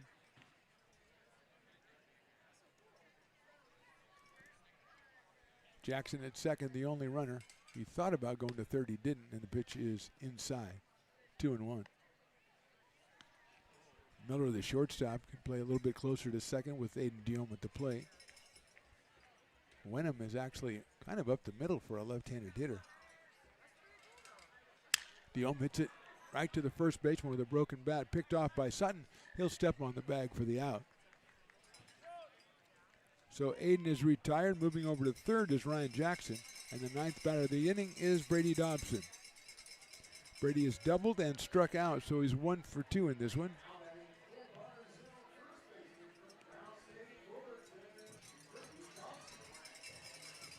Out of Stockton, California, Lincoln High School and Cal State Fullerton. Picked up RBI number 8 in the first inning with a double. Nice breaking pitch in there for a strike from Mason McCall, who's the second pitcher for the Giants tonight. Jackson Malloy went the first 2+ innings. And is allowed 8 runs. There's a high fly ball to left center field. On the run and making the catch is L.T. Lindsay. So the Potters score 5 times in the inning. We'll go to the 4th. Potters 10, Giants 3. Buy a personalized brick for you, your loved ones, or your business, and show everyone your commitment to Lincoln baseball. Framed and engraved by our own Lincoln High Ag program students, your brick will be featured on unique movable brick walls. Find your name in the stadium entrance for the 2024 and 2025 seasons. Then visit your brick in its permanent home inside the stadium. Bricks can be purchased here for $250. Get it now at friendsofmcbean.org. I'm Bill Spear, North Valley President of 5 Star Bank. In a time when business can feel so uncertain, we're here for you every step of the way. I know they have a lot of bells and whistles within their bank, but just the relationship piece here locally on the business side is huge for us. 5 Star treats us like we're number 1. They're right there with suggestions, with help. So I have to bank with people that have our mission in mind. We're 5 Star Bank. How can we help you? Hi, Bill Evans, President of the Placer County Association of Realtors. We're in the store, our conference facilities, an amazing team that helps keep together an amazing organization. And we thank them all. This organization can't do what it does and can't run the way it runs without the help of so many members volunteering their time. The success of the Placer County Association of Realtors is largely dependent on our active volunteer members to help our organization and industry. The work of our committees greatly impacts our ability to champion efforts across the board and giving back to the Placer County community wherever we can. Like all service organizations, I wanted to serve. And getting involved with the affiliate committee was the perfect way to do that. Top of inning number 4, our new pitcher is Sebastian Edwards out of Lincoln, California. He relieves Brock McReynolds. McReynolds went an inning, gave up a hit, 2 runs, hit 1, walked 2, and struck out 1. Edwards will face David Wenham, the number 9 hitter, and then top of the order, and Brody Miller, and then L.T. Lindsay. There's a strike right down the middle. Sebastian from Lincoln and the University of Central Arkansas. And he is ahead 0-1. When he fouls it back to the screen, David with an RBI single back in the second inning, his second hit of the season and first RBI. He hails from University Prep up in Reading.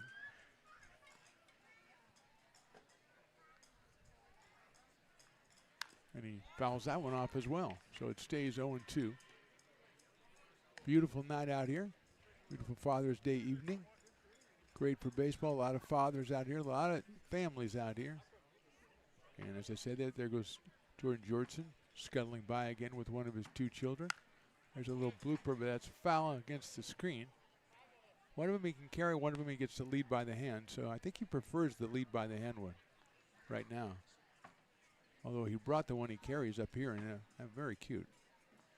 Really, really, really liked me, so good taste as well. Edwards gets the strikeout.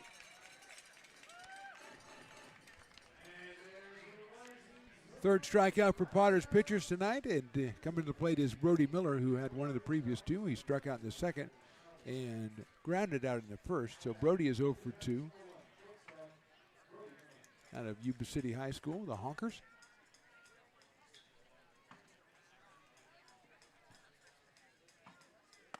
Check swing, didn't go. Did he go? Yes, he did, according to the umpire down the first base line. So we got ourselves a strike. He already knew that. He'd already put it up. I knew he swung. Come on.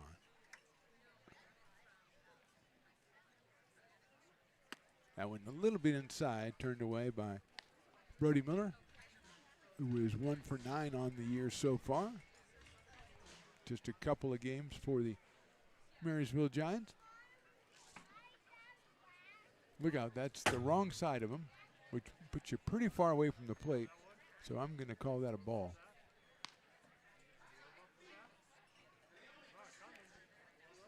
Well, you can call for more cowbell, but we're going to need a little more accuracy on that one. A lot of fans down the left field line. There's a little bit better. That's a strike on the inside corner. Go down to the Fat Cat, Sabores de Mexico, the Longhorn Lifestyle Can Beer Bar. Also, keep on going. There's a kids zone all the way down the left field line. Slow grounder out to second base. Carson Moore up with it. And that'll be an out number 2 here in the 4th inning. And L.T. Lindsay is the hitter. The center fielder has popped out and been hit by a pitch. Wood Creek High School for L.T. L.T. made it all the way down to Ohlone College, or Ohlone College, whichever you prefer. Which is a pretty good baseball school, as I am told.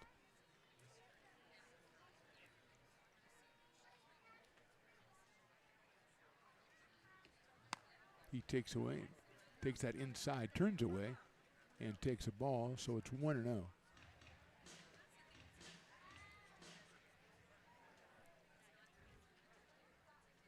Look out, that's the wrong side of him again. We got to work on that. 2-0. I think if you throw 2 balls on the wrong side of the batter, that should be a walk. Because, I mean, that's pretty severe,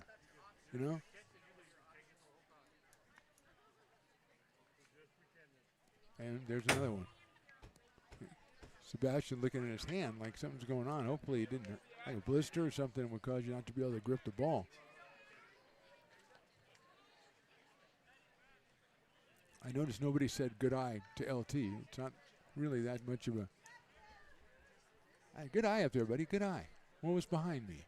Okay? Twice. That one is outside, so LT gets himself a very exciting walk. He's on base for the second time. Brings up Drew Fox, who was singled and walked. Drew, 6 for 18 on the season, .333. Had 2 hits last night for the Marysville Giants. Drew out of Cosumnes River College. Down South Sackway.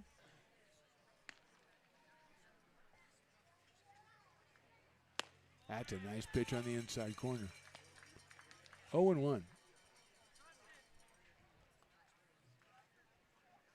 Got a left-hander throwing for the Potters down in the bullpen. No activity right now for the Marysville Giants. Lifted high and foul down the right field line. So Edwards has recovered from the walk sufficiently to get ahead of Drew Fox 0-2. 2 outs here in the fourth. Potters on top 10-3. Trying to sweep the 2-game series and propel themselves to a 4-1 PEL record when they take on the Healdsburg Prune Packers on Tuesday in the wine country. There goes the runner. Swing and a miss, and it doesn't matter. Fox is out on strikes. 2 strikeouts for Edwards in the inning. We'll go to the bottom of the fourth. Potters on top 10-3.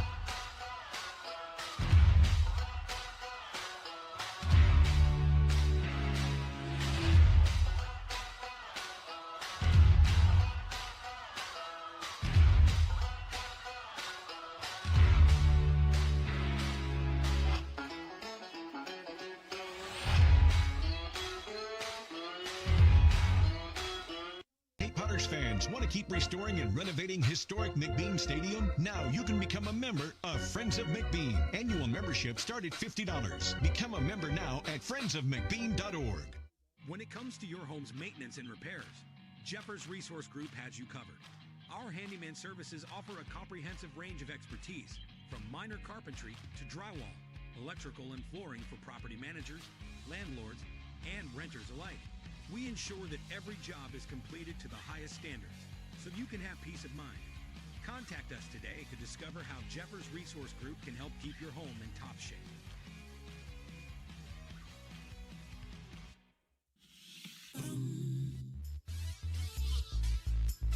Bottom of inning number 4, the young man out of Sutter High School, Mason McCall, is back out on the mound for the Giants, and he delivers a strike to Luke Euler, who has singled in a run and then singled and scored a run, so he is 2 for 2.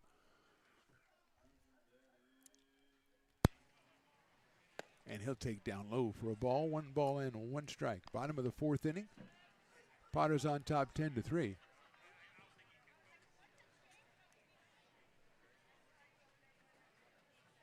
Line drive up the middle, base hit center field. So Euler, who had 2 hits last night, has 3 tonight. The Potters have 10. And here's Cash Brennan. He has flied to right and doubled. Cash from Rockland, California.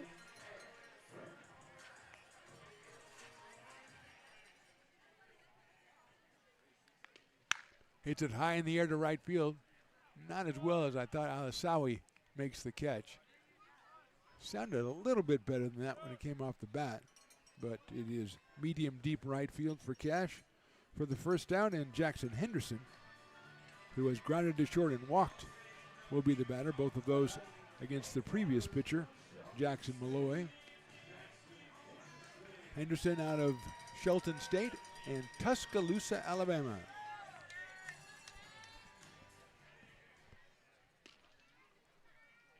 There goes the runner. The pitch is a strike. Martinez throws offline into center field, but on his stomach is Luke Euler, and he's not going anywhere. He'll get the steal.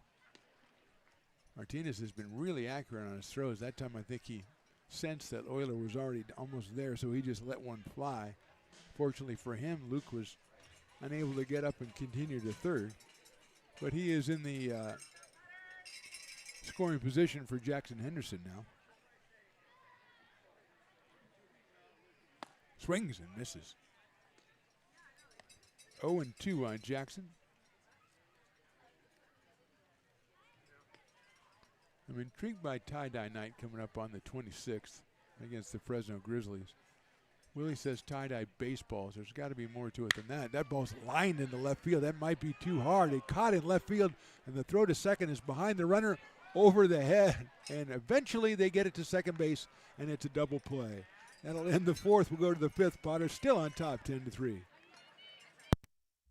Buy a personalized brick for you, your loved ones, or your business, and show everyone your commitment to Lincoln baseball. Framed and engraved by our own Lincoln High Ag program students, your brick will be featured on unique movable brick walls. Find your name in the stadium entrance for the 2024 and 2025 seasons. Then visit your brick in its permanent home inside the stadium. Bricks can be purchased here for $250. Get it now at friendsofmcbean.org.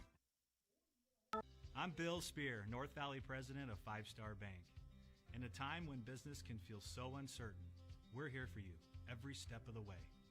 I know they have a lot of bells and whistles within their bank, but just the relationship piece here locally on the business side is huge for us.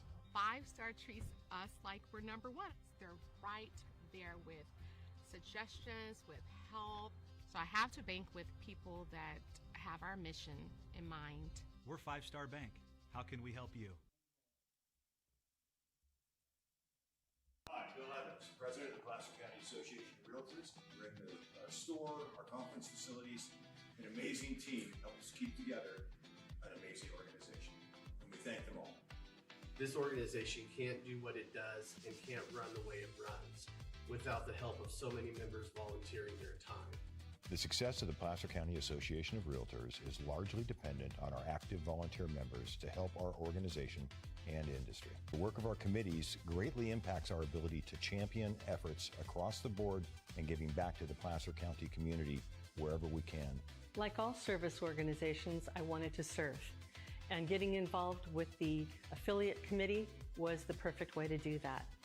I love being able to serve my community with my business friends and other leaders and give back to those who are in need. The thing I love about the PCAR committees is they all work toward the same goal of bringing the community together to support those in need in our surrounding area. I instantly came to the meeting and had a wonderful time, felt like I was a part of something bigger, and it was just the start of my leadership journey.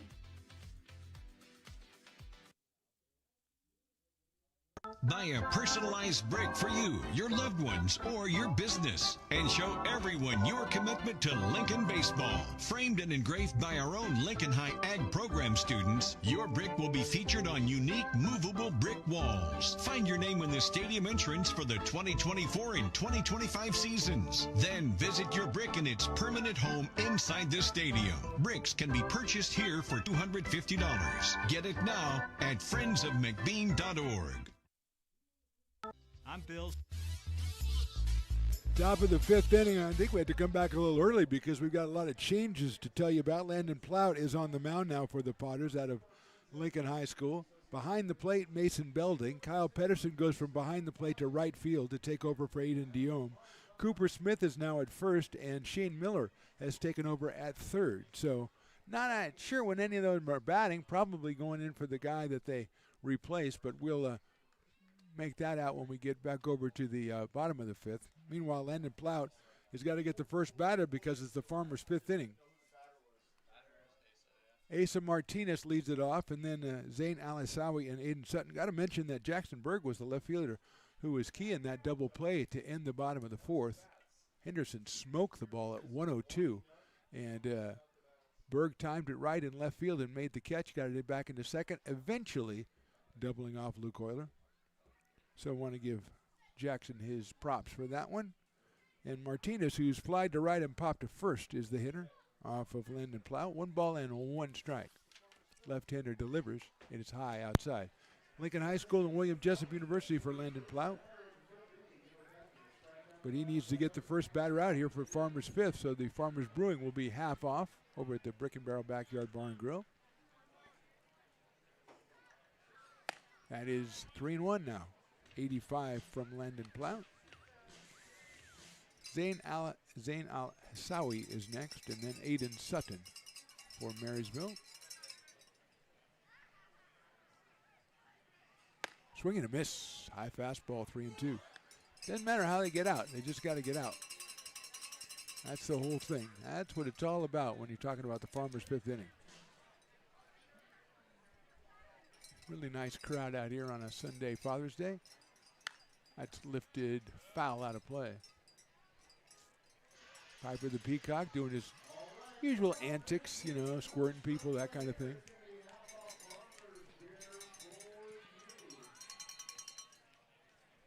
Holding up ball. He's trying to help with the 50-50. That's awfully nice of him. That's nice, Piper. Help the kids with the 50-50. Foul back to the screen again. Curtis the beer man's waiting for the onslaught of people. He's already got the Farmers stuff ready to go down there. If Landon can get Asa Martinez out here.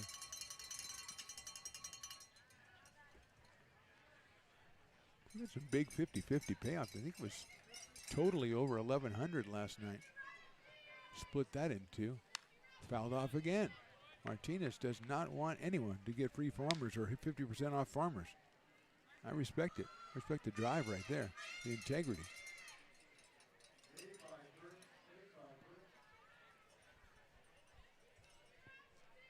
We'll do it 3-2 one more time.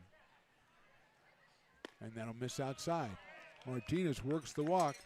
Don't worry, though, if he gets forced out or anything, he can still be out. So anything counts. In Willie's rules, he has to make it all the way around the bases without getting out, or else it's 50% off. Zain Al-Hassawi will be the hitter. He is 2 for 2 today. Singled in the second, singled in a run back in the third.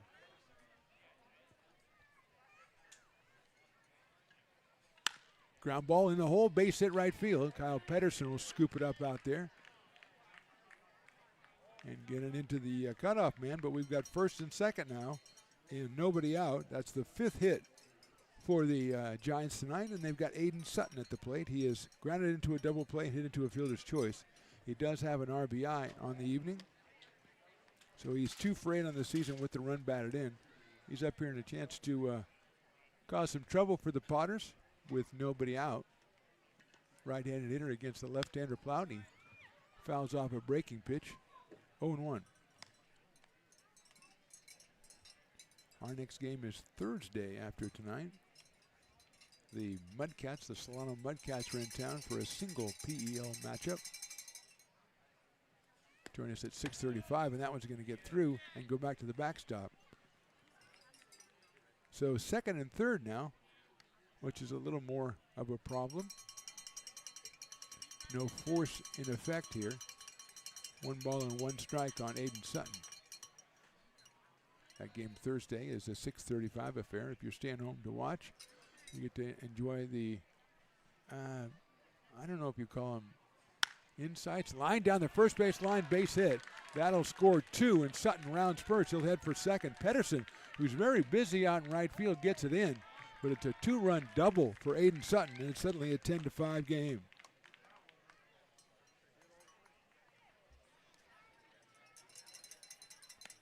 So Sutton delivers. He has 3 runs batted in now. It's 10-5, and that'll bring up Tucker Shaw. Anyway, Tom Maley, formerly KNCI, Pat and Tom show. Pat was here a couple weeks ago. Tom's going to come out on Thursday. And I don't know if there is insights on baseball. Maybe on life would be better. It's in the dirt for a ball. But he will be here on Thursday the 25th, which is my son's birthday. And the Mudcats will be in town. Mudcats playing well early on in the PEL, along with the Prune Packers, of course, and your Potters. Breaking balls a strike. We're trying to nail down their 4th win, but Giants keep coming back and making it a little very uncomfortable with that double there by Sutton. The Potters on top 10-5. We're just in the 5th inning.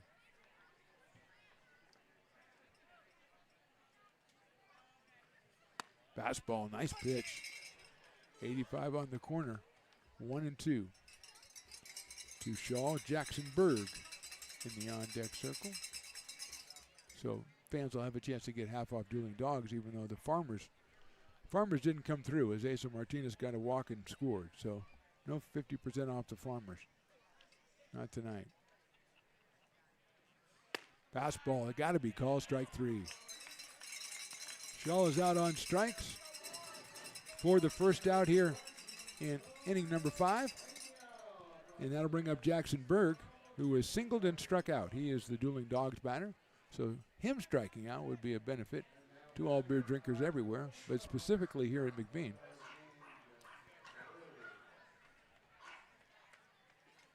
Jackson out of Reno, Nevada, and Yuba College. Takes a breaking ball, and it's in for a strike.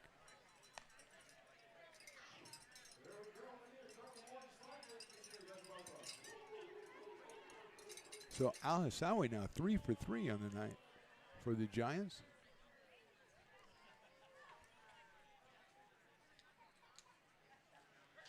Fastball misses inside. Evens it up at 1-1 on Berg. David Wenham, the second baseman, follows Jackson. Piper gets something going down there, buddy. Let's go. Hit into center field. Lopez will have it. He'll make the catch, and no advancement by Sutton at second base. So Berg doesn't strike out, but he does make an out, the second of the inning.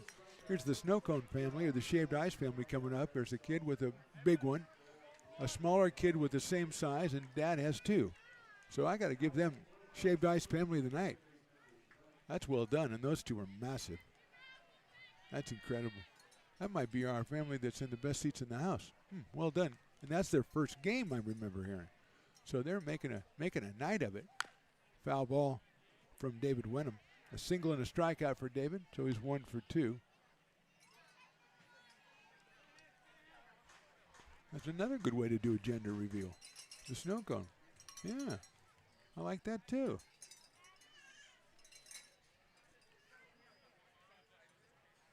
That's fouled off again. So Wenham 0-2. He hails out of Redding, California. Very hot up in Redding, California a lot. Very, very hot. Really, really hot. Breaking ball swung on and missed. So 2 runs in for the Giants. We go to the bottom of inning number 5. Potter still on top, but now it's 10-5. American River College is a top-tier community college sports program that provides student athletes with the opportunity to thrive both athletically and academically. ARC Athletics is currently ranked 5th in the state and 2nd in Northern California.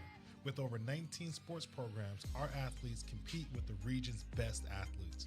Our diverse and dedicated coaching staff helps athletes develop the skills necessary to compete at the next level. Start your community college athletics journey with us. American River College, Sacramento's best athletic program. Go Beavers.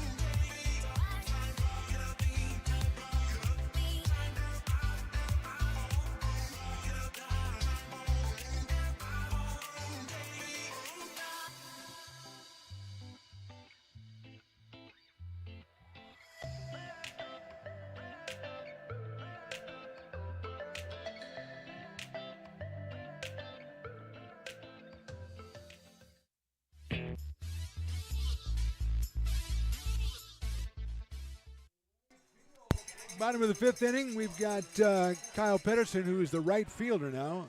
Then Carson Moore and Jordy Lopez against the new pitcher, Evan Carson out of Oak Ridge High. Delivers a strike to Kyle Pedersen, who has a fly out to right field and then reached on an error, did get an RBI. It was a ground ball on the infield with the bases loaded and went for a double play.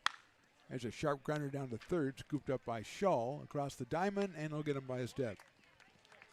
Quick out there for Kyle Pedersen, brings up Carson Moore, the second baseman. Carson has singled, he's walked, and he's scored twice.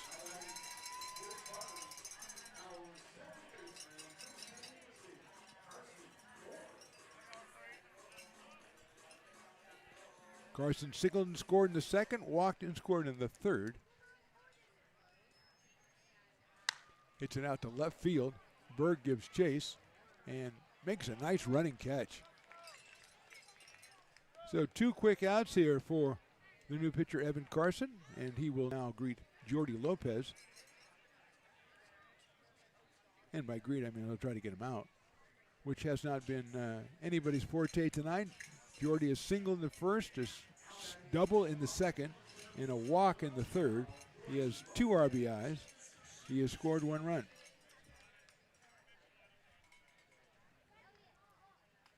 He'll take a fastball outside at 85 from Carson.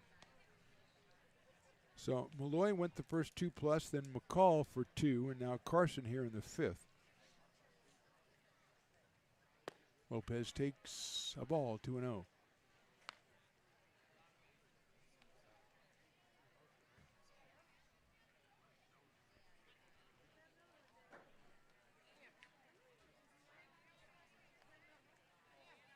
Lopez thought about it, didn't. It's 3-0.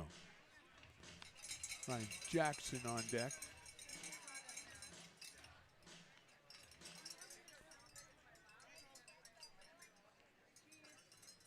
And that is a strike, so it's 3-1.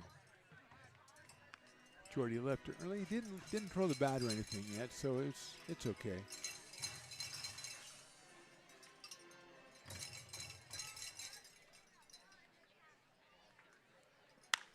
Ryan driving to left field. Here comes Berg. Here comes Berg. He won't get there. It'll bounce right in front of him. So still, nobody can get Jordy Lopez out. He's 3 for 3. Hit number 11 for the Potters. And Ryan Jackson, who has a walk, a single, and a fielder's choice. He's got 2 runs scored and 2 runs driven in. El Cajon, California for Ryan Jackson. Right-handed hitter. He's out in the left field for the Potters tonight.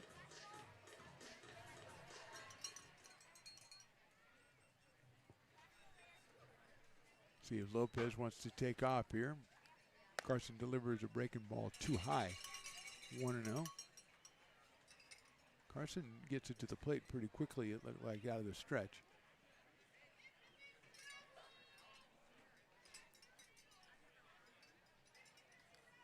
That's a nice pitch inside corner, called strike. 1 ball, 1 strike on Ryan Jackson, who again, he and the umpire have had a difference of opinion, which reasonable men can differ. It's fine. On a couple of pitches today. Carson delivers in the dirt. Martinez knocks it down, but there goes Lopez, and he will get there. That'll be a wild pitch to allow Jordy to get to second base. And he is at second base with a 2 ball, 1 strike count on Ryan Jackson. Along with Carson Moore, Ryan attends San Diego State University.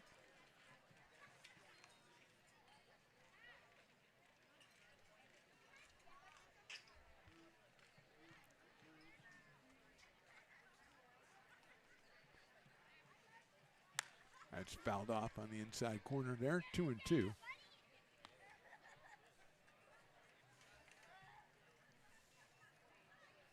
Want to again mention our guy who threw out the first pitch was the great Jim Stassi. Comes out here. His dad played for the Potters, Dad Bob, back in the 40s. What you got for being player in the game in the 40s? I don't know. Maybe a gallon. Well, a gallon of gas is like 23 cents or something like that, so that's not a big deal. Anyway, he also played in the Italian Baseball League, did Jim. And again, we have to think about the concession stand at the Italian Baseball League. What kind of goodies could you find there? Man. I think spaghetti in the helmet would be the #1 seller. But I'd go for a nice plate of raviolis. Oh, man, that'd be great. Swing and a miss. Jackson's out on strikes. So a good inning for Evan Carson. We'll go to the 6th. Potters still on top, 10-5. Buy a personalized brick for you, your loved ones, or your business, and show everyone your commitment to Lincoln baseball. Framed and engraved by our own Lincoln High Ag program students, your brick will be featured on unique movable brick walls. Find your name in the stadium entrance for the 2024 and 2025 seasons. Then visit your brick in its permanent home inside the stadium. Bricks can be purchased here for $250. Get it now at friendsofmcbean.org. I'm Bill Spear, North Valley president of 5 Star Bank. In a time when business can feel so uncertain, we're here for you every step of the way. I know they have a lot of bells and whistles within their bank, but just the relationship piece here locally on the business side is huge for us. 5 Star treats us like we're #1. They're right there with suggestions, with help. So I have to bank with people that have our mission in mind. We're 5 Star Bank. How can we help you? American River College is a top-tier community college sports program that provides student athletes with the opportunity to thrive both athletically and academically. ARC Athletics is currently ranked 5th in the state and 2nd in Northern California. With over 19 sports programs, our athletes compete with the region's best athletes. Our diverse and dedicated coaching staff helps athletes develop the skills necessary to compete at the next level. Start your community college athletics journey with us. American River College, Sacramento's best athletic program. Go Beavers.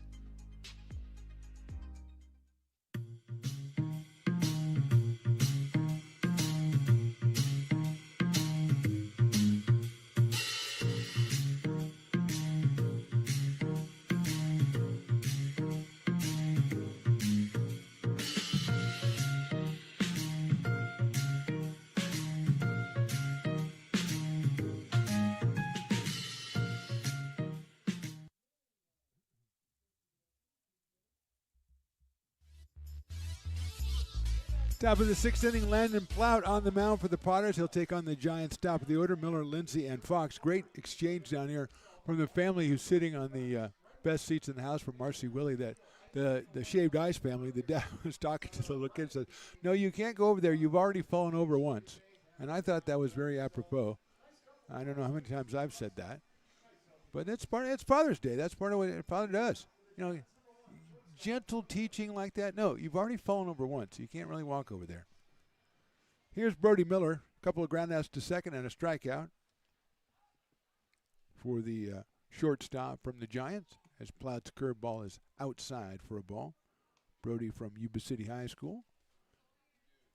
Right-handed hitter steps in here with his team down 10-5 in the top of inning number 6.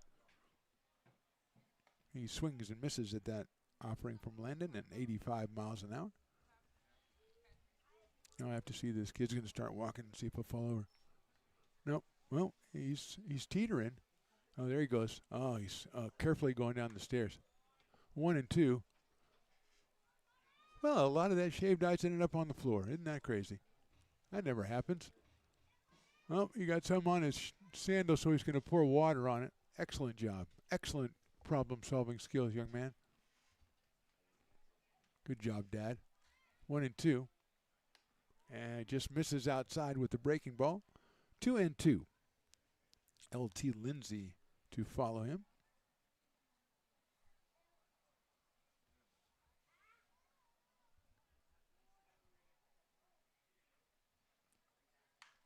Lifted right side. That's Pedersen out in right field. And he will make the catch. I'll tell you, they put a catcher in right field, and the ball goes out there all the time now. Kyle's getting a lot of action in right field. Miller flies out for the first out, and here's LT Lindsay.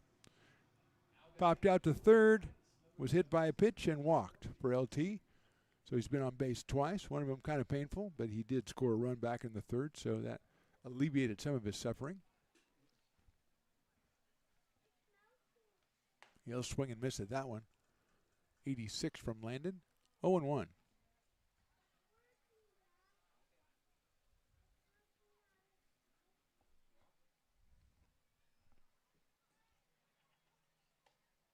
1 ball and 1 strike. Potters 3-1 in PEL play. 1-5 for the Marysville Giants. Breaking balls hit down the third baseline, but foul. 1-2. Sometimes I feel like we need the last strike guy in the middle of a game just to kind of, shake things up a little bit. I mean, the new last strike guy, I think he has promise. He needs work though. He just needs reps. Lift it out to center field. Jordy Lopez, I got it. And he kind of does it in slow motion to make it cooler. 2 outs. Here's Drew Fox. Drew has singled, walked, and struck out. Drew from Cosumnes River College.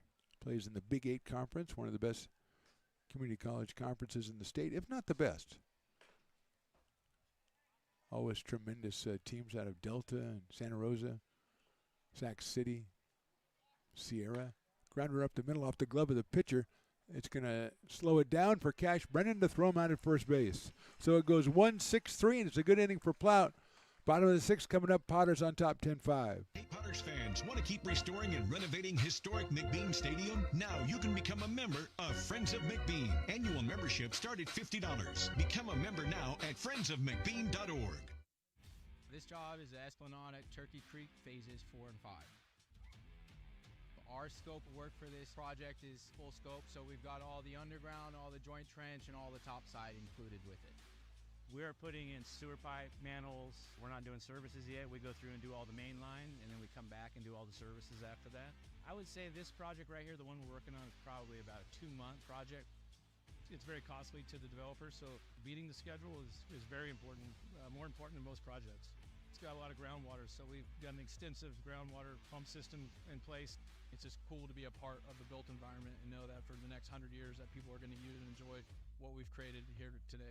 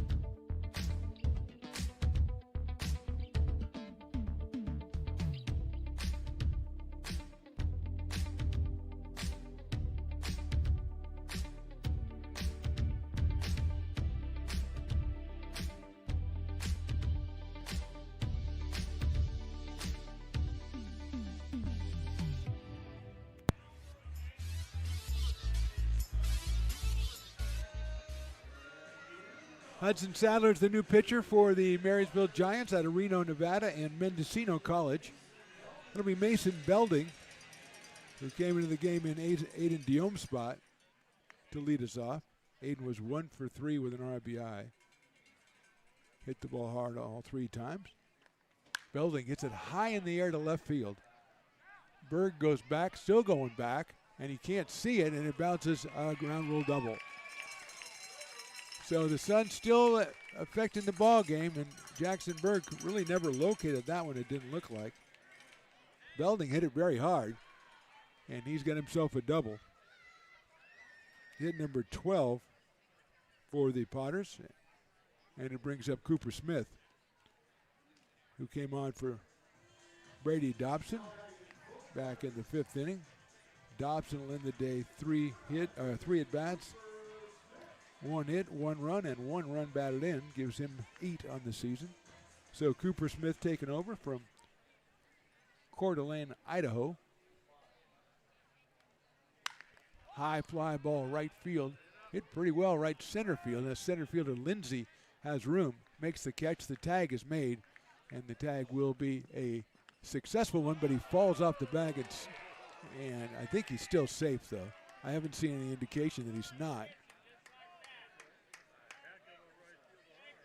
So a fly out by Smith to center field.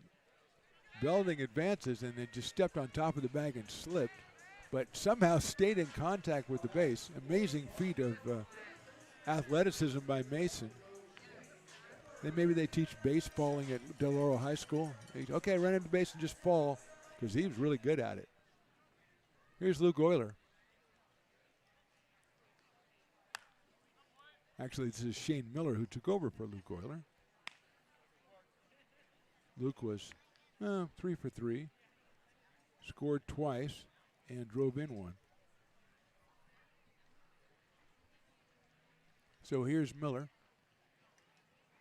outside. Shane from Gilbert, Arizona, and the University of New Mexico. Looks like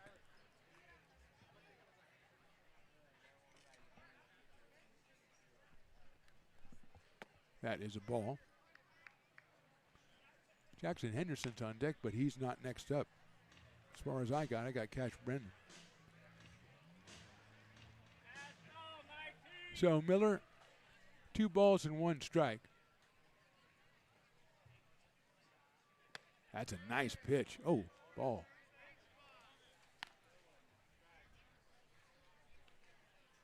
Three and 1.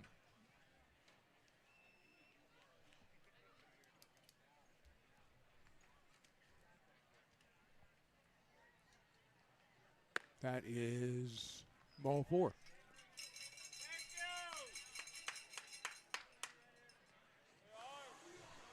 So Jackson Henderson's coming up to the plate.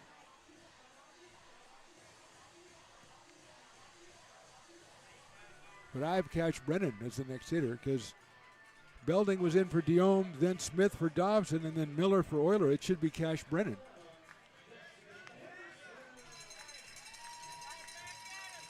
Yeah.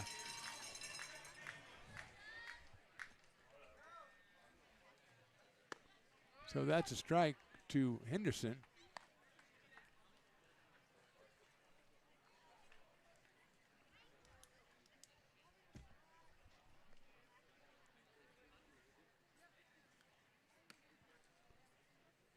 One and 1 on Henderson.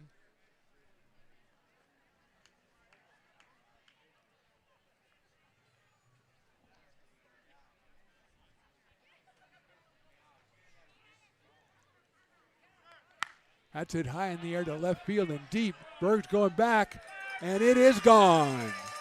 It is way out of here.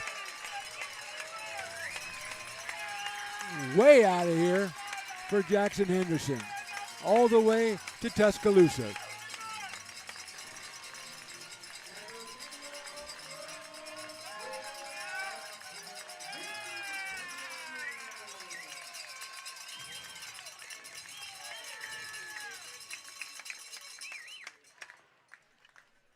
That'll bring up Kyle Pedersen.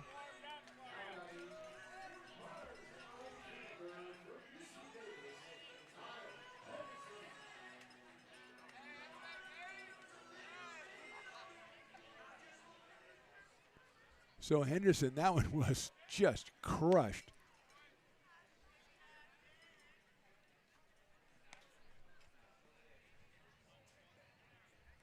So Pedersen, who's now in right field, has flied out, reached on an error, and grounded to third.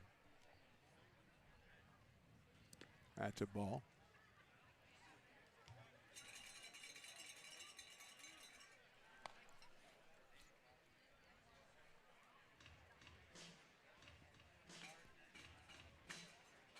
Carson Moore is next.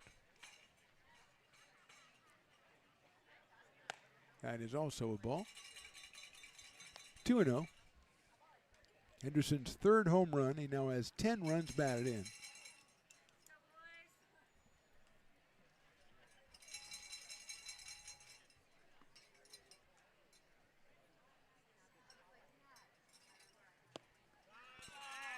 And there goes Pedersen down to first base.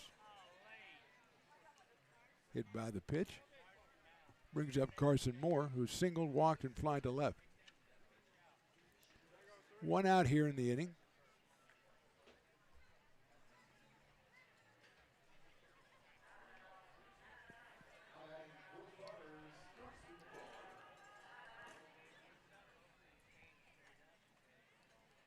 Moore takes the strike, 0-1. No balls, one strike. It is 13-5 here. We're in the bottom of the sixth inning.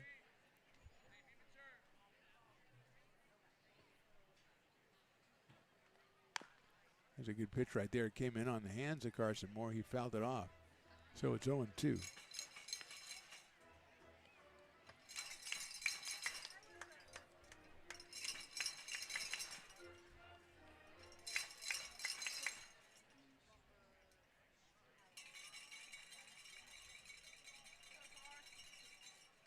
Oh, that misses outside. Blocked by Asa Martinez. And staying close at first is Kyle Pedersen.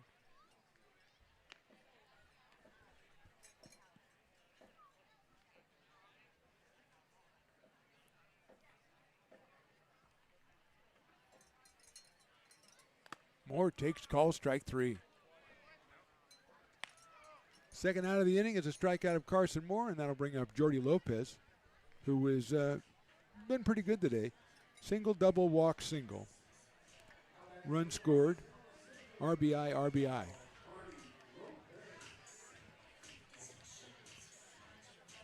Lopez has a home run. He has now 16 runs batted in. He and Quincy Malbrough are right up there with Perrin Bland. Chops that one foul right off his own foot. That'll teach him. As the runner was going on the pitch. And Kyle will have to retrace his steps and get back to first base. We're in the bottom of inning number 6 from McBean Stadium. It is 13-5 for the Potters.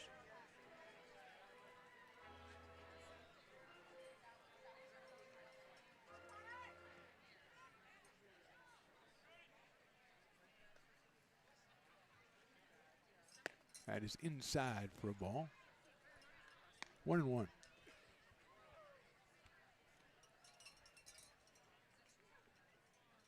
Jordy came in at .522 for the summer, and he is 3 for 3 today. So the average continues to climb. He'll chop down and out towards second base. Underhand to first by Wenham, and that is the out. So the Potters score 3 times in the 6th. We go to the 7th. They're on top 13-5. Hey, baseball fans, you may have noticed our scoreboard goes out from time to time. You can help us get a new one. Give $20 and get a chance at winning 2 tickets to some of the region's biggest events, like the Outlaw Festival with Willie Nelson, Bob Dylan, and John Mellencamp, a Sacramento Kings game, or Ringling Brothers Circus. All proceeds benefit the Big Swing Capital Campaign. You can buy now at friendsofmcbean.org.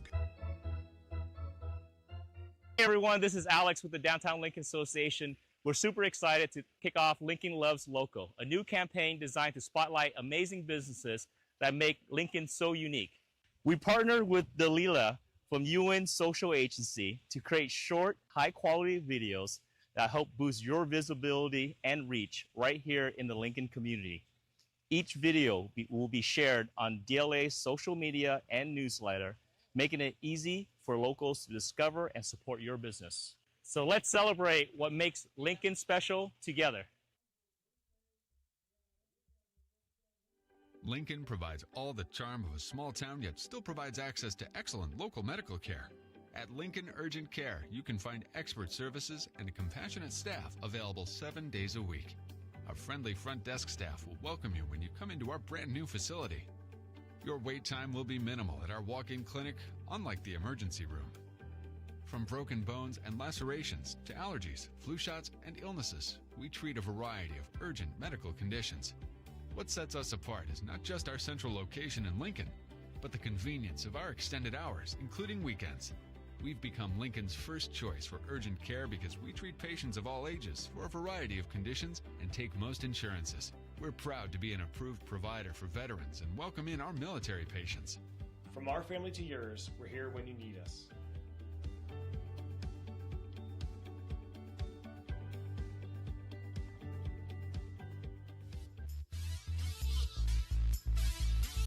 Asa Martinez, the hitter for the Marysville Giants as we start the 7th inning. Landon Plout still out on the mound. He came on in the 5th. Gave up 2 runs on 2 hits, then in the 6th. 1-2-3. And he's back out in the 7th. And the first pitch to Martinez, who's flied to right, popped out and walked, is a strike. Asa out of Folsom Lake College. Hits that one out into center field. And there's a new center fielder, and whoever it is makes the catch. So Lopez is out. That is, might be Mays Madsen out there.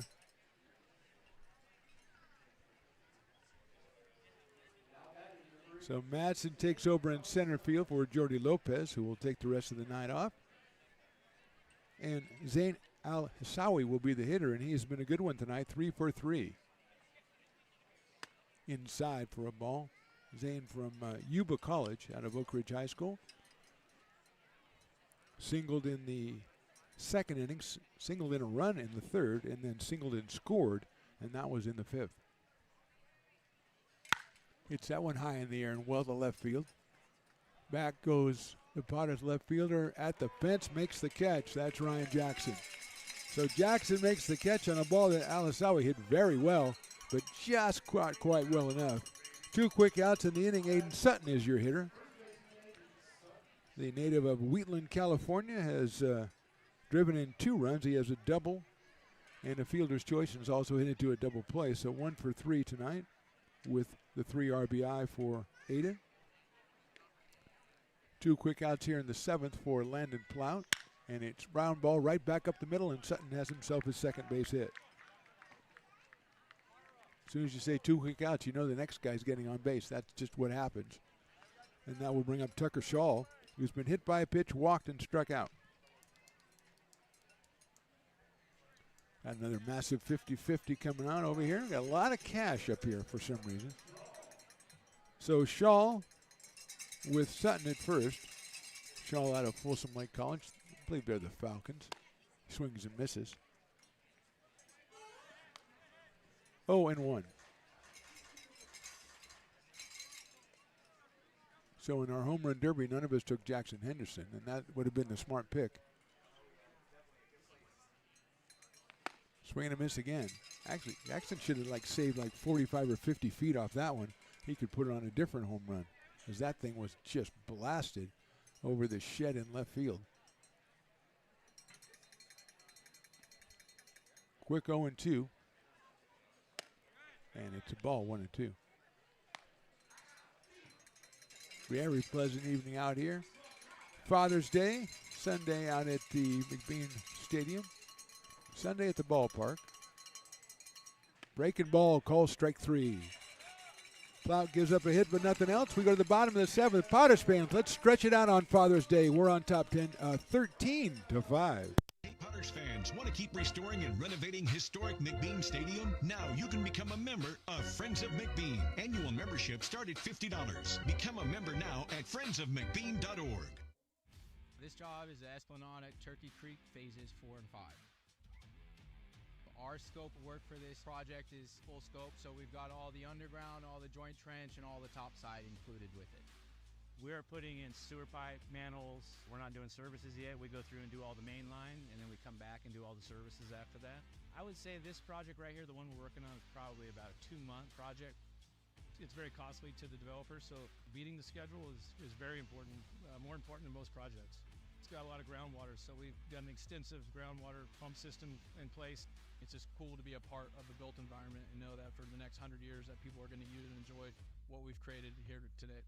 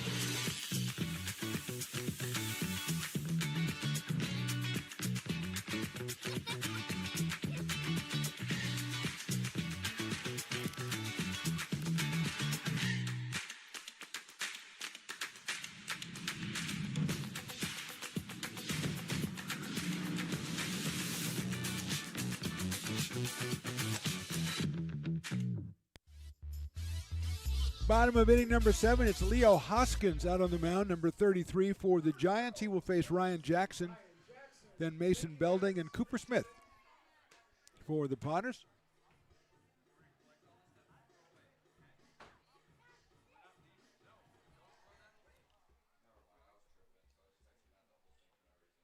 Hoskins.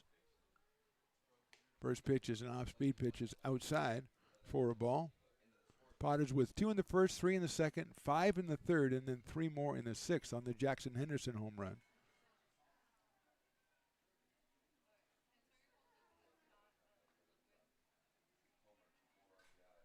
That's outside again.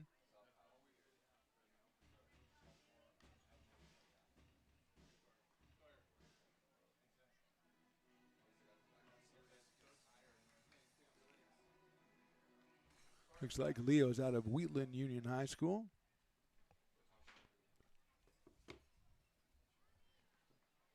That's lifted high up in the air toward right field. It's Alisawi coming over toward the line, tracking it and making the catch. Long run for the right fielder, but he makes the catch for the first out. And Mason Belding is the hitter. Mason with the double his first time up as he came on for Aiden Diome back in the 6th. So he is 1 for 1, doubled and scored in the 6th. Belding out of Del Oro High School and LSU, hails from Grass Valley, California. He's followed by Cooper Smith.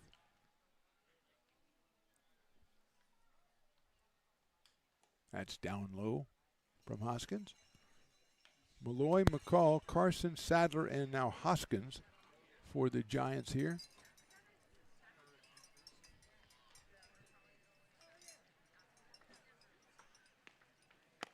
Misses outside with that off-speed pitch. 2-0 to Mason Belding.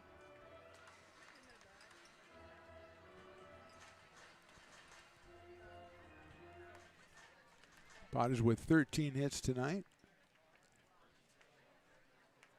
That one is a strike. 2-1.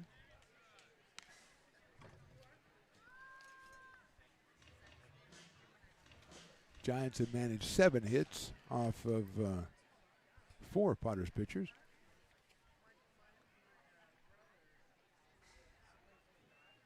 Inside with that one. 3-1 on Mason Belding. 1 out here in the 7th.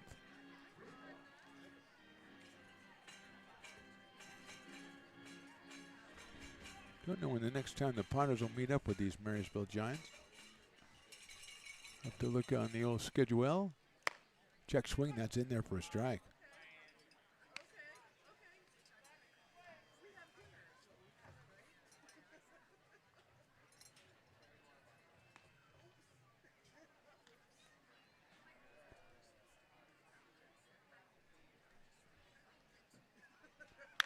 That's grounded out toward first base.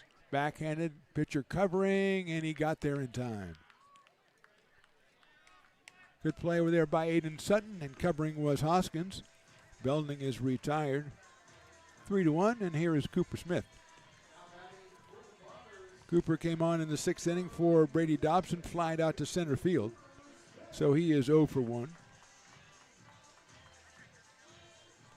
Out of Coeur d'Alene, Idaho. Potters with a couple of different catchers in the game. Belding's in. He's in. Cooper Smith is in. Belding's behind the plate. Smith is playing first base. And Kyle Pedersen is out in right field. It's Catcher-Palooza for the Potters tonight. He played 3 of them last night as well. So Eli getting all of his catchers a lot of action in different spots. Always helps to be versatile. 0-1 on Cooper.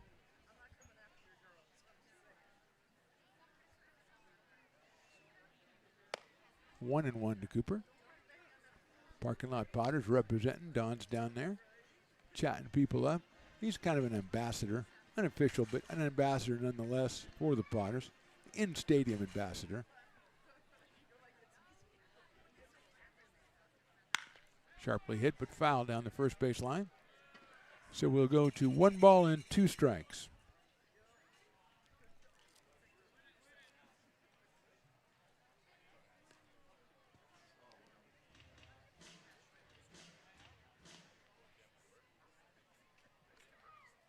13-5 Potters, bottom of inning number 7. Smith watches the fastball sail outside, evens it up at 2-2.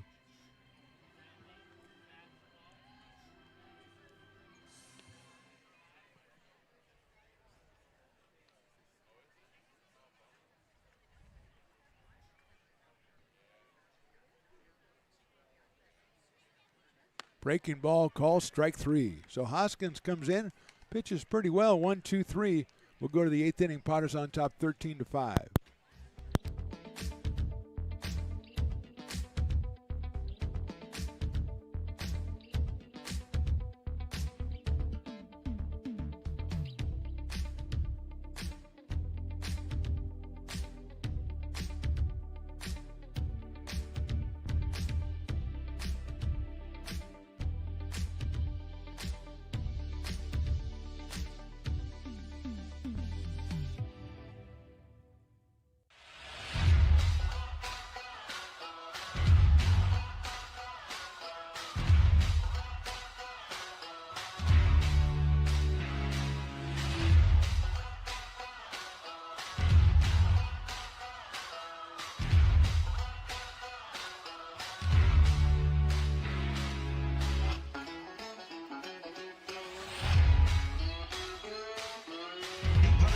Want to keep restoring and renovating historic McBean Stadium? Now you can become a member of Friends of McBean. Annual membership start at $50. Become a member now at friendsofmcbean.org.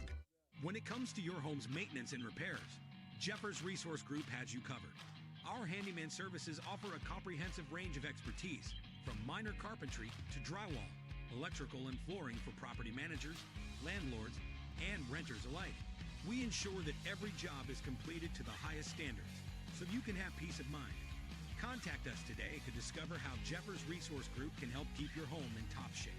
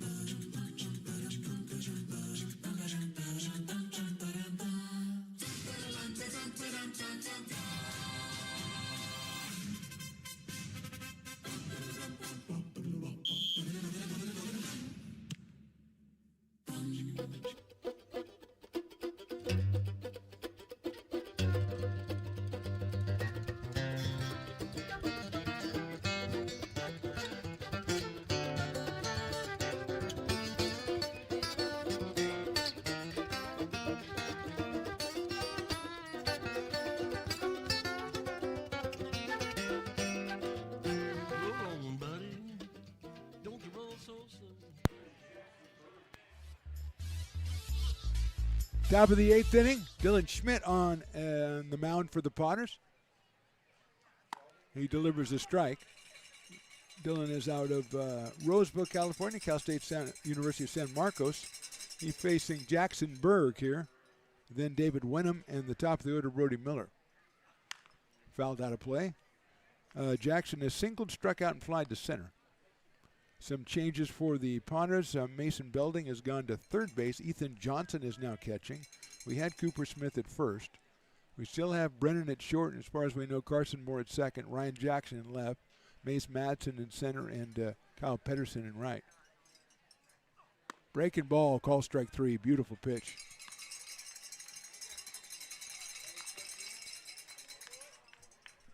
So 1 out, and David Wenham is the hitter.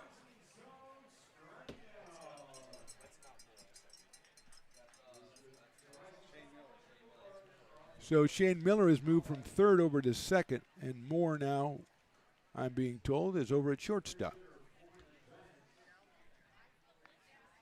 Now we have a Giants pinch hitter.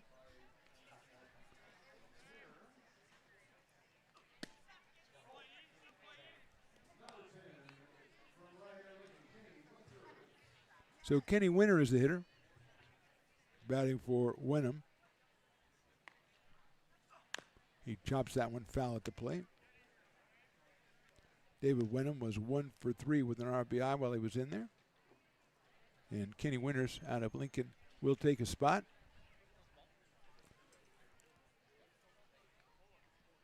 So Carson Moore's moved over to short. Everywhere else is a catcher, I think. Everybody's just a catcher. Line down the left field line. It is a foul ball, I believe. Yeah, foul ball. So Belding at third is a catcher. Smith at first is a catcher. Pedersen in right field is a catcher. And I believe Johnson behind the plate is a catcher. Shane Miller was at third. He is now at second. And Winters has a 1-ball, 2-strike count with 1 out here in the 8th.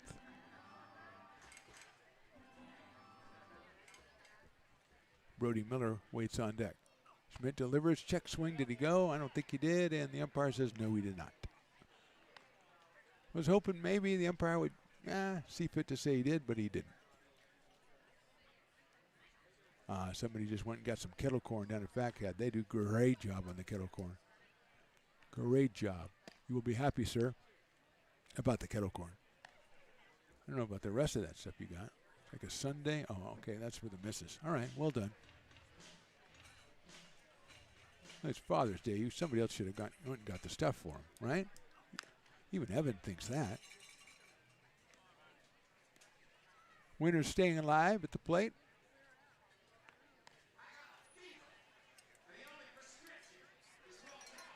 Kenny has played. He's kind of a Potter legend. He has played for the Potters. He's played against the Potters. The great Luke Stoutwalker has returned. Sometimes he just leaves for hours at a time. No one knows where he is. I don't think he even does. Winters takes call strike 3, and he thought he was going down to first, and he'll go back to the dugout. So 2 straight call strikes for Dylan Schmidt. And here's Brody Miller. Ground out, strikeout, ground out, fly out for Brody.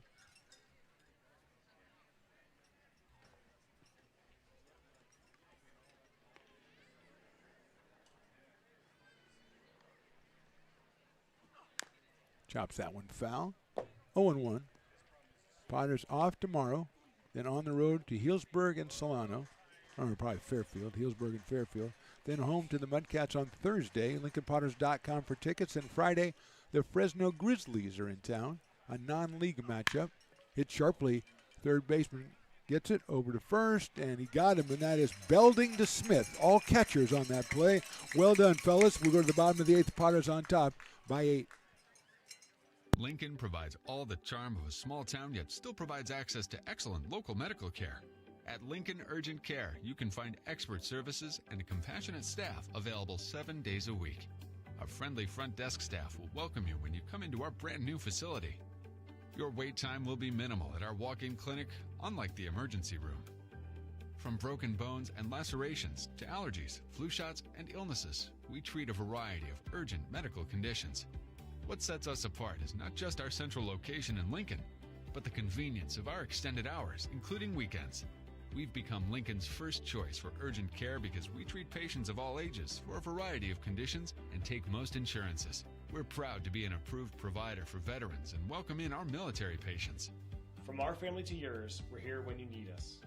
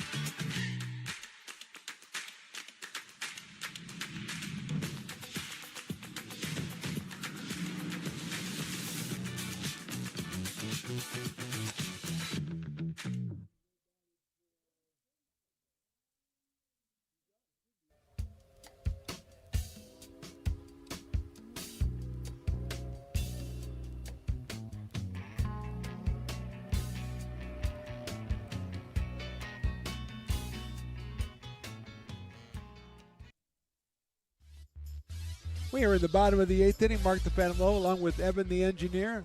The great Ray Garcia paying us a visit as well.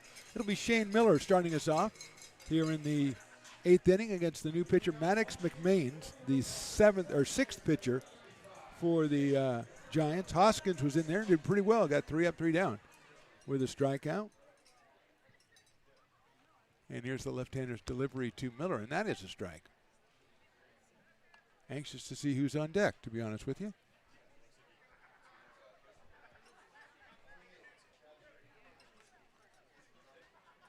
So it's Ethan Johnson will be up next.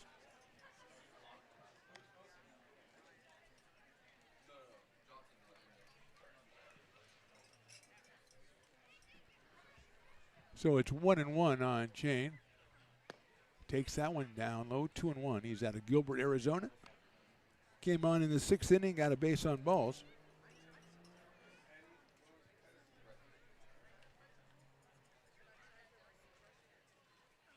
That's ball 2. Make that ball 3.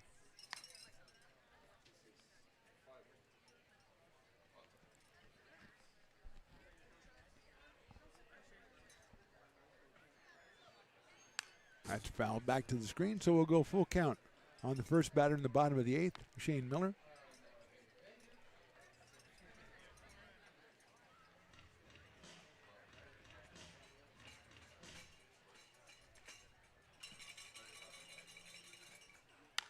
And that's fouled off again.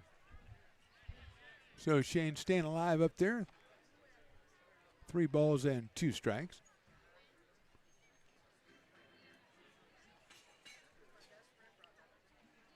Potters 13-5. Check swing, and that is ball 4. So Miller gets his 2nd straight base on balls, and that'll bring up Ethan Johnson, who's behind the plate for the Potters, and then Jackson Henderson should be next. Yeah, that's exactly what's happening.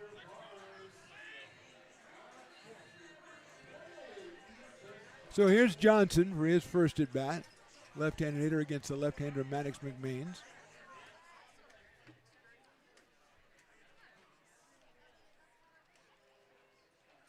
Johnson fouls it off. Attacking from the beginning. Ethan comes to us from San Jose, California, in the University of Missouri.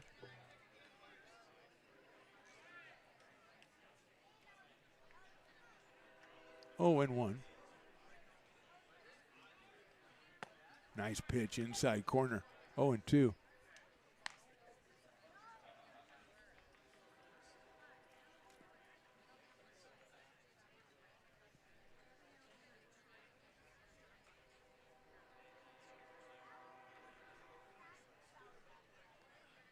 Didn't chase that one outside, so it's 1-2. Reminder again, July the 3rd is a Friday. It's a movie night. No game that night. It's a movie night. Rookie of the Year. Come on out. Gates open at 6:30 for that. You want more information? LincolnPotters.com. Lifted to left field. Berg going back. Reaches up. Did he make the catch? What a play in left field for the out.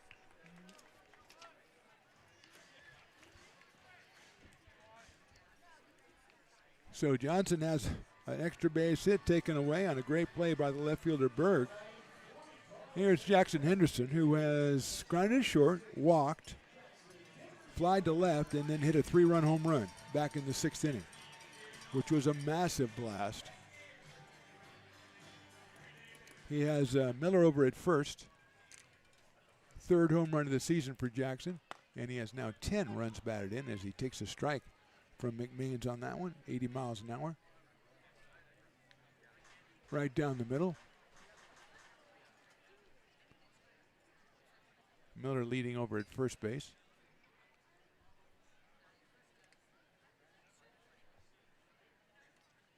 Henderson takes it outside. McMains going with the slide step, so it's hard for Miller to get a good jump over there. I don't know if we were stealing 13-5 anyway, but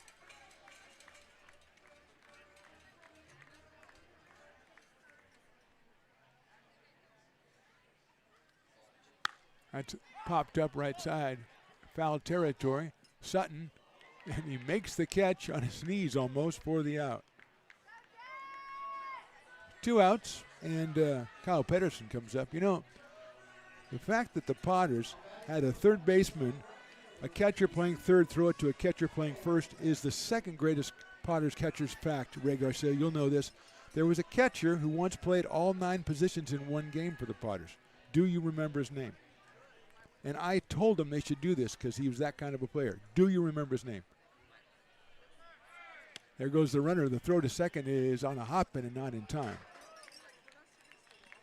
His name was Thomas Greeley.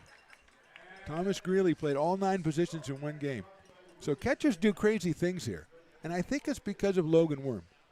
He started a catcher tradition here that is just wacky, and stuff happens. Catchers do stuff.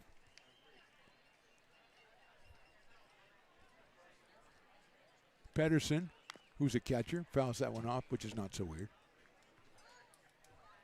Kyle has flied out, reached on an error, grounded out, and been hit by a pitch. He does have an RBI back in the third inning when the Potters scored 5 times.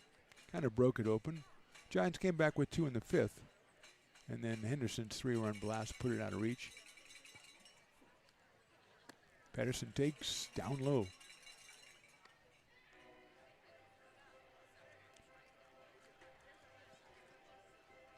I don't think you could say player of the game, the catchers. I don't think that, it's kind of a catch-all, but. High fly ball left field. Foul territory, everybody giving chase. And nobody catches up to it except for a bunch of kids out on the grassy knoll who run it down very quickly. Good job out there, congregating and going to get that ball. Everywhere I go, Evan, I see the Potters reusable cups. People are just smart. Say, I'm buying this, and I'm going back a bunch of times. I'm going to save money every time. I'm losing money if I don't use this again. And again, and again. 2 and 2 on Kyle. Sharply hit, but foul down the third base line. I see base coaches, and they're a little smarter than they were a couple years ago. If they have a chance at it, they go for it. A lot of times they'll just let it go now. I've seen guys make foolish stabs at it in the past, and it just doesn't look good. But coaches are kind of cool now. McMains with a 2-2, and that is foul. Watch out, grassy knoll. That one was hit very well down there. Looks like everybody's still pretty festive, so I think that should indicate everything is fine over there. A-OK. So we'll do it again, 2 and 2 to Kyle Pedersen. We're in number 10. Potter's in the powder blues tonight. That's hit well to left center field. It's in for a base hit. Rounding third, scoring easily will be Miller. Kyle says, I'm going for 2, gosh darn it, and I'm safe. I think I'll take a double. Thank you very much. Bunch of doubles for the Potters tonight. Another run makes it 14-5. Kyle has his second RBI of the evening. And we'll go back to Carson Moore, who is the shortstop now. Started out as the second baseman. And Carson, who has singled, walked, flied out, and struck out, will be coming up here. 2 outs, a run in. 14-5 now.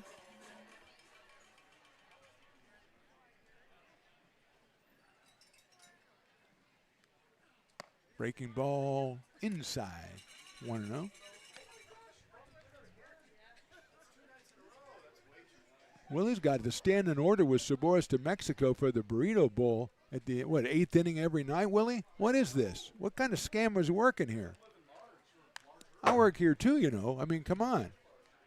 I enjoy Saboris to Mexico as well.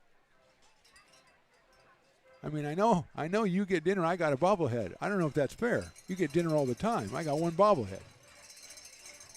And it's only half mine. 1-1. Carson swings and misses. 1-2.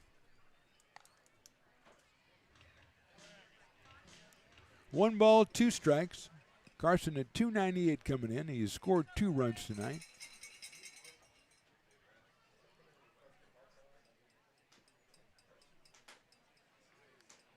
Fouled off. Malloy, McCall, Carson, Sadler, Hoskins, and McMains for the Giants. Potters have gone with Gergen, McReynolds, Edwards, Plout, and Schmidt. And we'll see if we have a new pitcher coming in the top of the ninth. That's in the dirt, blocked by Martinez.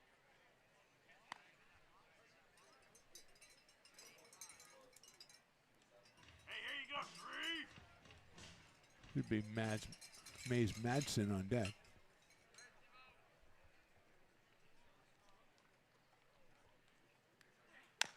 Chopper down to first. First baseman to the pitcher. I don't think they'll get Carson, did they? No, they didn't. He beats out the infield single. Pedersen moves over to third. And that will bring up Mays Madsen.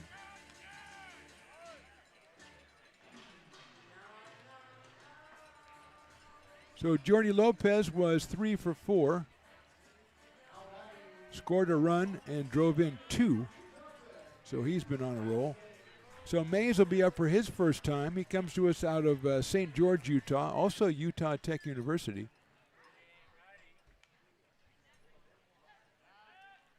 And McMains goes over to first base, and Carson Moore is back.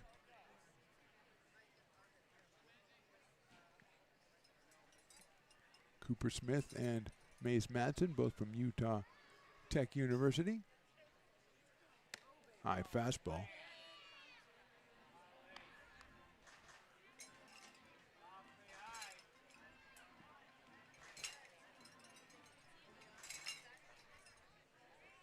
1-0. That one misses outside, so it's 2-0.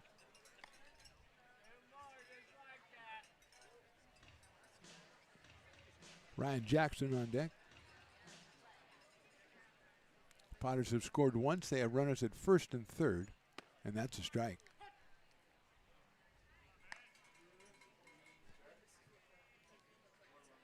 Two and one. Madsen checking before he steps back in. Are you sure? Yes, I'm sure. Okay, 2-1.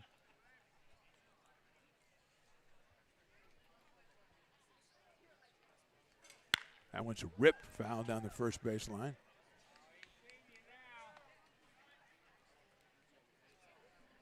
Two and two on Mays.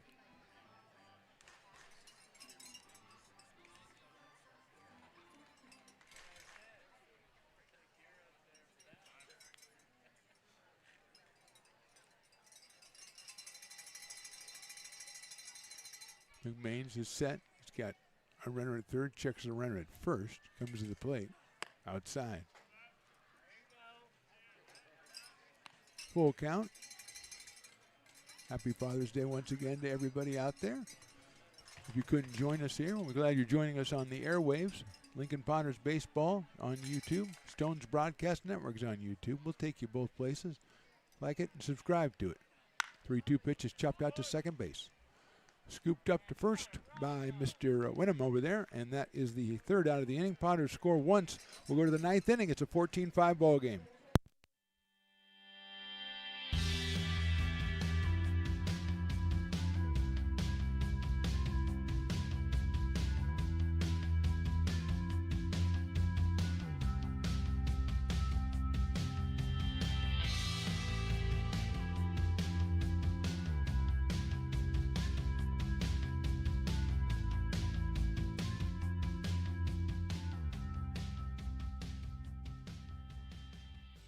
Lincoln Potters Baseball. Placer County's best-kept secret is back for another exciting summer at historic McBean Stadiums. Loaded with fun for the whole family. Local beer, wine, and eats. Fireworks, giveaways, theme nights, kids zone, and more.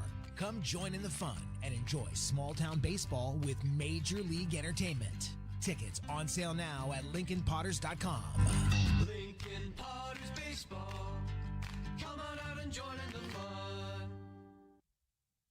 Buy a personalized brick for you, your loved ones, or your business, and show everyone your commitment to Lincoln baseball. Framed and engraved by our own Lincoln High Ag program students, your brick will be featured on unique movable brick walls. Find your name in the stadium entrance for the 2024 and 2025 seasons. Then visit your brick in its permanent home inside the stadium. Bricks can be purchased here for $250. Get it now at friendsofmcbean.org.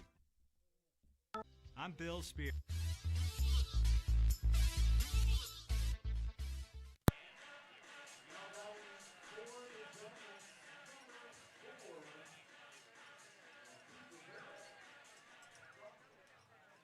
Josh Rivera, the pinch hitter, as we're back in the top of the ninth inning. Dylan Schmidt delivers a strike. Rivera batting for Lindsay here. LT was 1 for 3, scored a run. So Rivera is the first hitter here in the ninth inning. He's sharply hit out to second base on a hop and into right center field for a base hit. There goes Rivera. He says, I'm going for 2, man. And he's fast, and he's in to second base with a double. So Rivera doubles to open the top of the ninth inning. That's the first hit off Schmidt, and it'll bring up Drew Fox.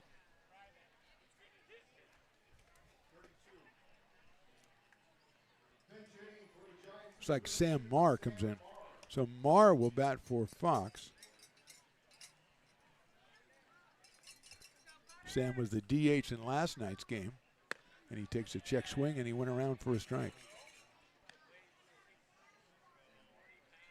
Fox was 1 for 3 while he was in there, scored a run. Last night, Marr was 0 for 4. 4 ground outs. There's a strike, 0-2.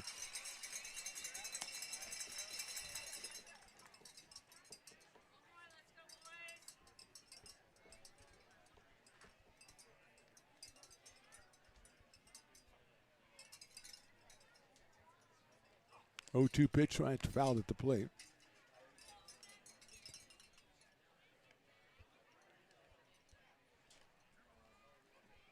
So it is 0-2 still.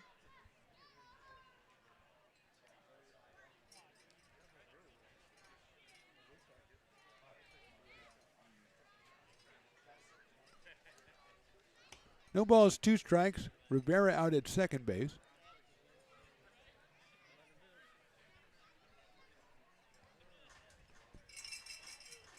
Asa Martinez is scheduled next.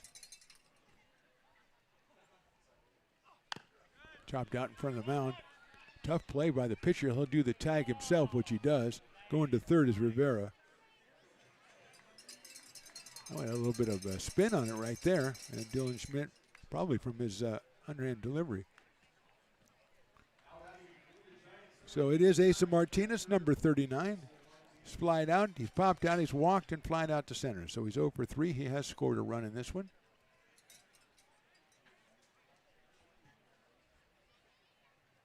Swings and misses at that slider. 0-1. Zayn Al-Asawi is scheduled next, and he has 3 hits in the game, so I probably think he should stay in. Not just me, though. Outside. That one a little bit too far for Asa to give it a shot.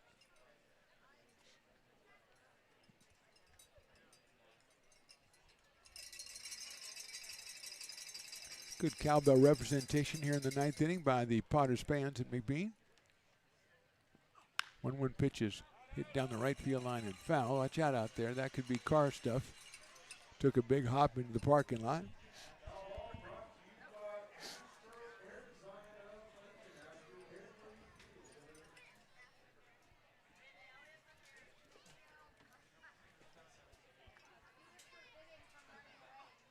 Breaking ball just misses inside. Dylan Schmidt, I would say he wanted that one. That took maybe underplaying it a little bit. Good cowbell. Man, the cowbells are getting crazy out here. Runner at third is Rivera. Swing and a miss. Martinez is out on strike. Perfect location for that. That's the third strikeout for Dylan Schmidt. And we'll bring up Zayn Al-Asawi. He is singled, and applied to left.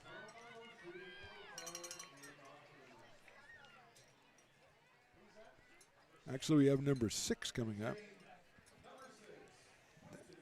That's Quentin Beck. So Quentin Beck will bat for Alisani, and he'll take a strike.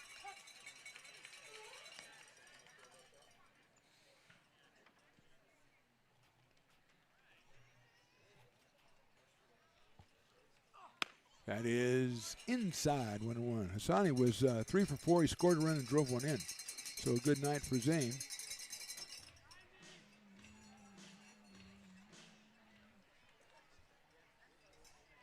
One pitch. Misses outside.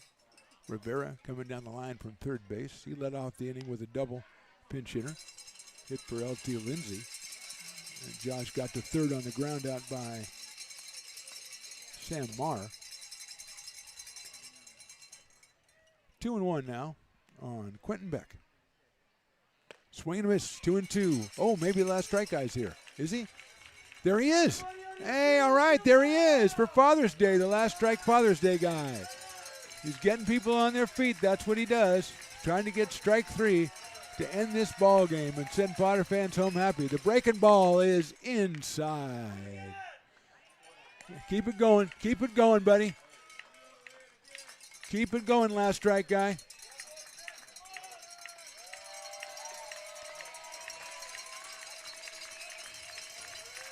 Come on, last strike guy, you can do it. Swing and a miss. The last strike guy does it again. Dylan Schmidt gets the strikeout, and that's your ball game. Our final score tonight, the Potters sweep the 2-game miniseries with a 14-5 win over the Giants. They go to 4-1 on the season, or on the PEL season. They'll have a day off and then go take on Healdsburg. And then the Mudcats, we are off until Thursday when the Mudcats come to town. That's a 6:35 start. Our player of the game, he had 3 hits. He scored 2 runs. He drove in a run. His name is Luke Euler. He is our player of the game, so congratulations to Luke. Congratulations again to all the fathers out there. Our final score one more time. Potters 14 and the Giants 5 for Mark the Phantom Lowe. And for Evan the Engineer, we say thank you for watching. Good night. We'll see you next time.